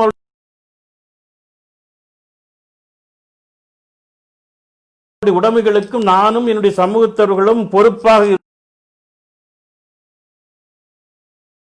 இருப்போம் என்று சொன்னார். அவர்களுக்கு ஏதாவது பிரச்சனை வந்ததுன்னா படைகளை அனுப்பி அவர்களை பாதுகாப்போம் என்று அந்த ஒப்பந்தத்திலே அவர்கள் ஒரு சரத்தை உருவாக்கினார்கள். பெருமானாருடைய காலத்துக்கு பின்னாலும் அது பயணப்பட்டது. உமையாவுடைய ஆட்சி காலகட்டத்திலே லியோ இசூரியன் என்று சொல்லக்கூடியவர்கள் சினாய் மலையின் மீது படையெடுத்தார்கள். அவருடைய நோக்கம் அங்கு இருக்கக்கூடிய புகழ்பெற்ற மாதா கோயிலை தரைமட்டமாக்க வேண்டும் என்று. தகவல் மதினா கிடைத்தவுடன் முதலியாக படையை அனுப்பி இடிபட இருந்த மாதா கோயிலை பாதுகாத்து இசூரியன்ஸை விரட்டி அடித்தார். இதற்கு நன்றிக்கடனாக பாதிரிமார்கள் அந்த மாதா கோயில் அருகிலேயே ஒரு பள்ளிவாசல் கட்டிக்கொள்வதற்கு முஸ்லிம்களை அனுமதித்தார்கள். இந்த கலாச்சார பண்பாட்டை எல்லாம் இஸ்லாமிய ஆட்சி உருவாக்கியது. எல்லாருக்குமான பாதுகாப்பு சூழல் என்று சொல்லக்கூடியதை உருவாக்கியது. எனவே இன்றைய சூழலில் இந்த பாதுகாப்பு குறித்து நிறைய பேசியாக வேண்டும். பெண்களுக்கான பாதுகாப்பு எல்லாவற்றையும் விட அதிகம் உறுதிப்படுத்தப்பட வேண்டும். போர் நடவடிக்கைகளை பேசுகிற பொழுதெல்லாம் போர் நெறிமுறைகளை வகுத்து பெருமானார் கொடுத்தார்கள். பெண்கள், குழந்தைகள், நோய்வாய்ப்பட்டவர்கள், பிள்ளைகள் இல்லாதவர்கள், இன்னும் முதியவர்கள் யாரையும் போரிலே கொண்டு விடக்கூடாது. நேருக்கு நேராக யார் எதிர்த்து அவர்களுடன் மட்டும்தான் போரிட வேண்டுமே தவிர யாரையும் நீங்கள் கொண்டு விடாதீர்கள் என்று அறிவுறுத்தித்தான் அனுப்பினார்கள். அவர்களுடைய வாழ்வாதாரமாக இருக்கக்கூடிய விளைநிலங்களை தீயிட்டு அழித்து விடாதீர்கள், அவருடைய உடைமைகளை தீயிட்டு அழிக்காதீர்கள் என்றெல்லாம் தடுத்து நிறுத்தினார்கள். எல்லாவற்றுக்கும் மேலாக ஒன்று செய்தார்கள். இன்னைக்கு போர் என்று சொன்னாலேயே முதலில் பாதிக்கப்படுவது யார்? ஒரு இராணுவம் ஒரு நாட்டிற்குள்ளே நுழைந்தது என்று சொன்னால் முதலில் பாதிக்கப்படுவது அந்த நாட்டில் வாழ்கின்ற பெண்கள் தான். போர் இன்னொரு போர் வந்துவிடக்கூடாது. 2 உலகப் போர்களை இந்த உலகம் சந்தித்தது. 2வது உலகப் போர் அமெரிக்க ஏகாதிபத்தியம் ஜப்பானுடைய குரோஷிமா நாகசாகியினுடைய நகரங்களின் மீது அணுகுண்டுகளை வீசி பேரழிவை ஏற்படுத்தி சாம்பல் மேடாக்கி லட்சக்கணக்கான உயிர்களை பலி வாங்கியதோடு நிறைவுக்கு வந்தது. அப்பொழுது ஜெர்மனிலே விஞ்ஞானி ஐன்ஸ்டைன் வாழ்ந்து கொண்டிருக்கிறார். இதெல்லாம் பார்த்து கொண்டிருந்தார். அவரிடம் கேட்டார்கள், 2ஆம் உலகப் போருடைய மாபெரும் அழிவுகளை பார்த்தவர்கள் நீங்கள், இனி ஒரு உலகப் போர், 3ஆம் உலகப் போர் வந்தால் அது எப்படி இருக்கும், அதில் எந்த ஆயுதங்களை பயன்படுத்துவார்கள் என்று கேட்டார்கள். அதற்கு விஞ்ஞானி ஐன்ஸ்டைன் சிரித்துக் கொண்டே சொன்னார், 3ஆம் உலகப் போர் வந்தால் எந்த ஆயுதங்களை பயன்படுத்துவார்கள் என்று எனக்கு தெரியாது. ஆனால் 4ஆம் உலகப் போர் என்று ஒன்று வந்தது என்று சொன்னால் அதில் எந்த ஆயுதங்களை பயன்படுத்துவார்கள் என்பது எனக்கு தெரியும். அது மரங்களாலும் கற்களாலும் ஆன ஆயுதங்கள் என்று சொன்னார். ஒரு உலகப் போர் வந்தால் உலகம் முழுக்க அவ்வளவுதான், முடிஞ்சு போச்சு. மீண்டும் அவன் கற்காலத்திலிருந்து வாழ வேண்டிய அவசியம் ஏற்பட்டார். ஒரு கல்லூரியிலே கவிதை போட்டிக்கு தலைப்பு கொடுத்தார்களாம். என்ன தலைப்பு? 3ஆம் உலகப் போர் வந்தால் உலகம் எப்படி இருக்கும், இதுதான் தலைப்பு. 3ஆம் உலகப் போர் வந்தால் உலகம் எப்படி இருக்கும். ஒரு மாணவன் எழுதினானான் தலைப்பு, 3ஆம் உலகப் போர் வந்தால் உலகம் எப்படி இருக்கும். கீழே கவிதை, 3ஆம் உலகப் போர் வந்தால் உலகம் எப்படி இருக்கும், இதுதான் கவிதை. தலைப்பையே கவிதையாக்கிவிட்டு. எனவே இன்றைக்கு உலகம் மிகப்பெரிய அச்சுறுத்தலை சந்தித்துக் கொண்டிருக்கக்கூடிய ஒரு நேரத்திலே பெருமானார் வகுத்த அந்த அரசியல், போர் நடவடிக்கைகளின் போது நிறைவு காட்டிய அந்த பண்பாட்டு நெறிமுறைகள், இதெல்லாம் இன்றைக்கு பேச வேண்டிய விஷயம். அதில் மிக முக்கியமான விஷயம் என்னென்று சொன்னால், இன்றைக்கு போர் என்று வந்துவிட்டாலே, இராணுவ நடவடிக்கை என்று வந்துவிட்டாலே முதலாக பாதிக்கப்படக்கூடியது பெண்கள் தான். பெண்கள் மீதான பாலியல் வன்கொடுமைகள் தான் நடக்கும். எல்லா நாடுகளிலும், பங்களாதேஷில் பார்த்தோம், இலங்கையில் பார்த்தோம், நூற்றுக்கணக்கான பெண்கள் பாலியல் வன்கொடுமைகளுக்கு இராணுவ வீரர்களால் ஆளக்கப்பட்டு எவன் கருவை சுமக்கிறோம் என்று தெரியாமலே சுமந்து கொண்டிருந்தார்கள். ஒரு ஈழத்து சகோதரி எழுதிய கவிதை கூட ஒன்று உண்டு. பிறந்த குழந்தை ஊரை விட்டு போய்விட்ட இரும்பு தொப்பிக்காரனின் சாயலில் இருப்பதாக பேசிக்கொண்டார்கள். இரும்பு தொப்பிகள் வளர்ந்து கொண்டே இருக்கின்றன என்ற சோகத்தை பதிவு செய்திருந்தார். எனவே இதற்கெல்லாம் என்ன காரணம் என்று சொன்னால், ஒரு தனி மனிதனுடைய ஆசாபாசங்களுக்கு, உணர்வுகளுக்கு மதிப்பளிக்காததுதான் காரணம். வருஷக்கணக்கில் இந்த போர் வீரர்கள் படை முகாம்கள் அங்காங்கும் இருக்கிற பொழுது அவனுடைய சொந்த சுயம் சார்ந்த பாலியல் சார்ந்த உணர்வுகள் மேலிட்டு நிற்கிற பொழுது அவன் எங்காவது நுழைந்தான் என்று சொன்னால் அதை தீர்த்து கொள்வதற்கு வடிகாலாக பெண்கள் மீதான வன்கொடுமைகளை ஆக்கி விடுகின்றான். அதனால்தான் பெருமானார் நபிகள் நாயகம் ஸல்லல்லாஹு அலைஹி வஸல்லம் அவர்கள் அருமையான திட்டத்தை சொன்னார்கள். போர் என்று புறப்பட்டு போனால் 40 நாட்கள் தான் ஒருவன் போர்க்களத்திலே பாசலில் இருக்கணும். 40 நாள் ஆகிட்டா அவன் வீட்டுக்கு வந்துடணும். அவருக்கு போய் வேறு வீரர்கள் போகணும். என்ன காரணம்? அவனுக்கு ஒரு மனித சுய தேவை இருக்கிறது. மனைவி மக்களோடு அன்போடும் பாசத்தோடும் உறவாடுகின்ற ஒரு சூழல் இருக்க வேண்டும். அவனுடைய பாலியல் சார்ந்த தேவைகள் நிறைவுபடுத்தப்பட வேண்டும் என்பதற்காக 40 நாட்கள் என்று அனுமதித்தார்கள். உமர் அலி அல்லாஹு தஆலா அவர்கள் காலத்தில் பாரசீகம், ரோமாபுரி, எகிப்து என்று பறந்து விரிந்த சாம்ராஜ்யமாக போனது. அதை கொஞ்சம் மாற்றி 3 மாதங்கள் என்று வைத்துக் கொண்டார்.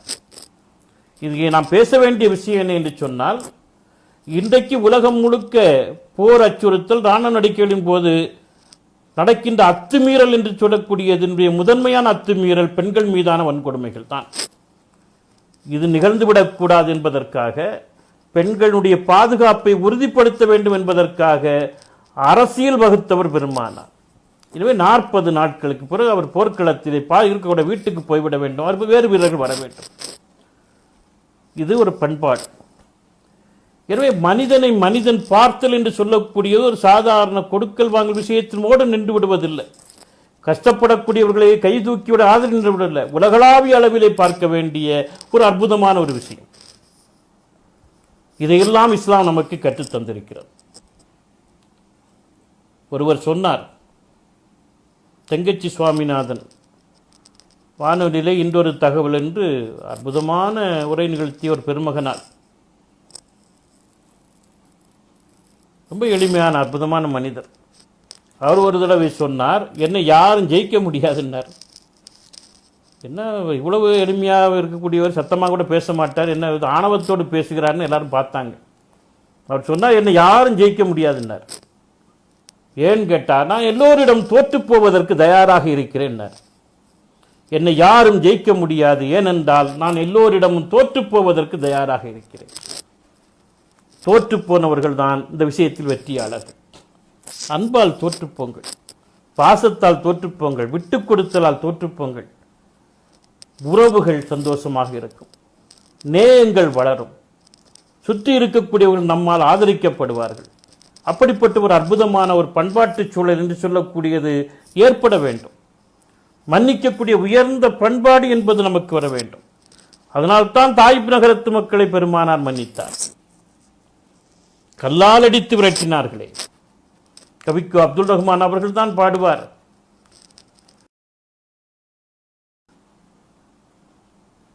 கல்லின் மீது பூவை சொரிந்து பார்த்திருப்பீர்கள், ஒரு பூவின் மீது கல் சொரிந்து பார்த்ததுண்டா? அது தாயிப்பிலே நிகழ்ந்தது என்று பாடினார். தாயிப்பு நகரத்து வாசிகள் முட்டாள்கள். ஏனென்றால் பெருமானாரை கல்லால் அடிக்கிறோம் என்று தான் வணங்கிய கற்தெய்வங்களையே அவருடைய காலடியில் போட்டார். சில கிலோமீட்டர் தூரம் அடிச்சு விரட்டினாங்க.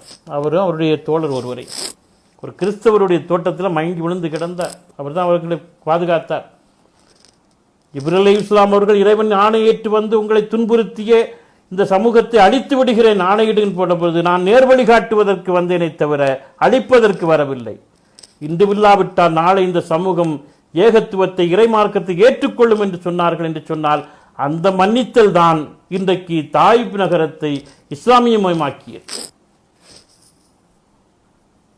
ஹுதைபியா உடன்படிக்கை என்பது விட்டுக் கொடுத்தார்களே, எவ்வளவு எதிர்ப்புகள்! உடனிருந்த தோழர்களுக்கு மனசில்லை. எல்லாவற்றையும் ஏற்றுக்கொண்டு குறைஷ் அனைத்து உடன்படிக்கை ஏற்றுக்கொண்டு திரும்பி போனார்கள். அடுத்த ஆண்டு வருகிற பொழுது எந்த எதிர்ப்பும் இல்லாமல் உரையிலிடப்பட்ட வாழ் உருவப்படாமலேயே மக்கா வெற்றி சாத்தியமானது, விட்டுக் கொடுத்தலால் சாத்தியமானது.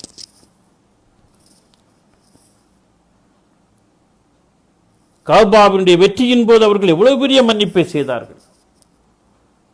யாருக்கு என்னை தண்டனை தருவார்களோ என்று பயந்து கொண்டிருந்த பொழுது எல்லோருக்கும் பொது மன்னிப்பு வழங்கினார்களே, அதுதான் அடுத்த சில நாட்களிலேயே மக்கா நகரத்து மக்கள் அத்தனை பேரையும் இஸ்லாத்தின்பால் வருவதற்கு ஒரு வாய்ப்பு வாசலை திறந்து வைத்தது.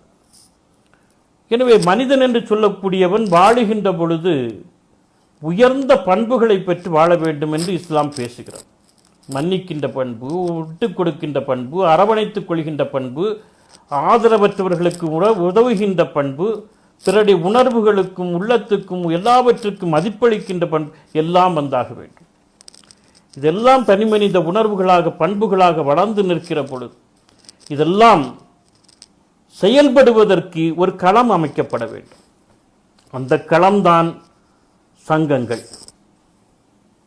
சங்கங்களை அமைத்து செயல்படுகின்ற பொழுது எல்லோரையும் ஒருங்கிணைத்துக் கொண்டு நல்ல திட்டங்களை வகுத்துக் கொண்டு முறையாக அந்த பயன் என்பது எல்லோருக்கும் போய் சேர்வதற்கான ஒரு வாய்ப்பு அங்குதான் ஏற்படும். அறிவுபூர்வமான நடவடிக்கைகள் தொடர்ந்து நடைபெறுவதற்கான வாய்ப்பு அங்குதான் ஏற்படும். அந்த விதத்திலே குவைத் இஸ்லாமிய தமிழ் சங்கம் மகத்தான பணிகளை ஆற்றிக் கொண்டிருக்கிறது. 15 ஆண்டுகளை கடந்து 16வது ஆண்டில் அதை அடியெடுத்து வைத்திருக்கின்றது. அதனுடைய சேவைகள் சாதாரணமானது அல்ல. மார்க்க பேரறிஞர்களுடைய வழிகாட்டுதலில் நம்முடைய சகோதரர்கள் அங்கே மிக ஆக்கப்பூர்வமாக பணியாற்றிக் கொண்டிருக்கிறார்கள். அரபகங்களிலே நம்முடைய தமிழ் முஸ்லிம் சகோதரர்கள் நிறைய அமைப்புகளை உருவாக்கி செயல்பட்டுக் கொண்டிருக்கிறார்கள். அவர்களுக்கெல்லாம் முன்மாதிரியான அமைப்பு, எப்படி ஒரு அமைப்பு செயல்பட வேண்டும், அதுவும் எவ்வளவு சிக்கனம், அதற்கு ஆதரவு செய்த சகோதரிகள் அத்துணை பேருடைய வாழ்க்கையும் மிக அற்புதமாக அமைய வேண்டும். மீண்டும் மீண்டும் அவர்கள் இது போன்ற நிகழ்வுகளை நடத்தி மக்கள் மத்தியிலே உற்சாகத்தை ஏற்படுத்த வேண்டும். அது அவர்களை சமூக பணியாற்றுவதிலே, மக்களை மனிதன் பார்க்கின்ற உயர்ந்த பண்பாட்டை உருவாக்குவதிலே அது கவனமாக அமைய வேண்டும் என்கின்ற அபாவோடு விருப்பத்தோடு குவைத் இஸ்லாமிய தமிழ்ச் சங்கத்தினுடைய 16வது ஆண்டு விழா தொடக்க நிகழ்விலே பங்கேற்று அவர்களை உற்சாகப்படுத்துகின்ற ஒரு உரையை தந்திருக்கிறேன் என்று சொல்லக்கூடிய நம்பிக்கையோடு வல்ல இறைவன் நாம் பேசிய விஷயங்களின்படி நடப்பதற்கான அற்புதமான வாய்ப்பையும் சூழலையும் நமக்கு தர வேண்டும் என்று பிரார்த்தித்தவனாக உங்களிடமிருந்து விடைபெறுகின்றேன். ஆகிர் தவானா அனில் ஹம்துலில்லாஹி ரப்பில் ஆலமீன். அஸ்ஸலாமு அலைக்கும். நன்றி.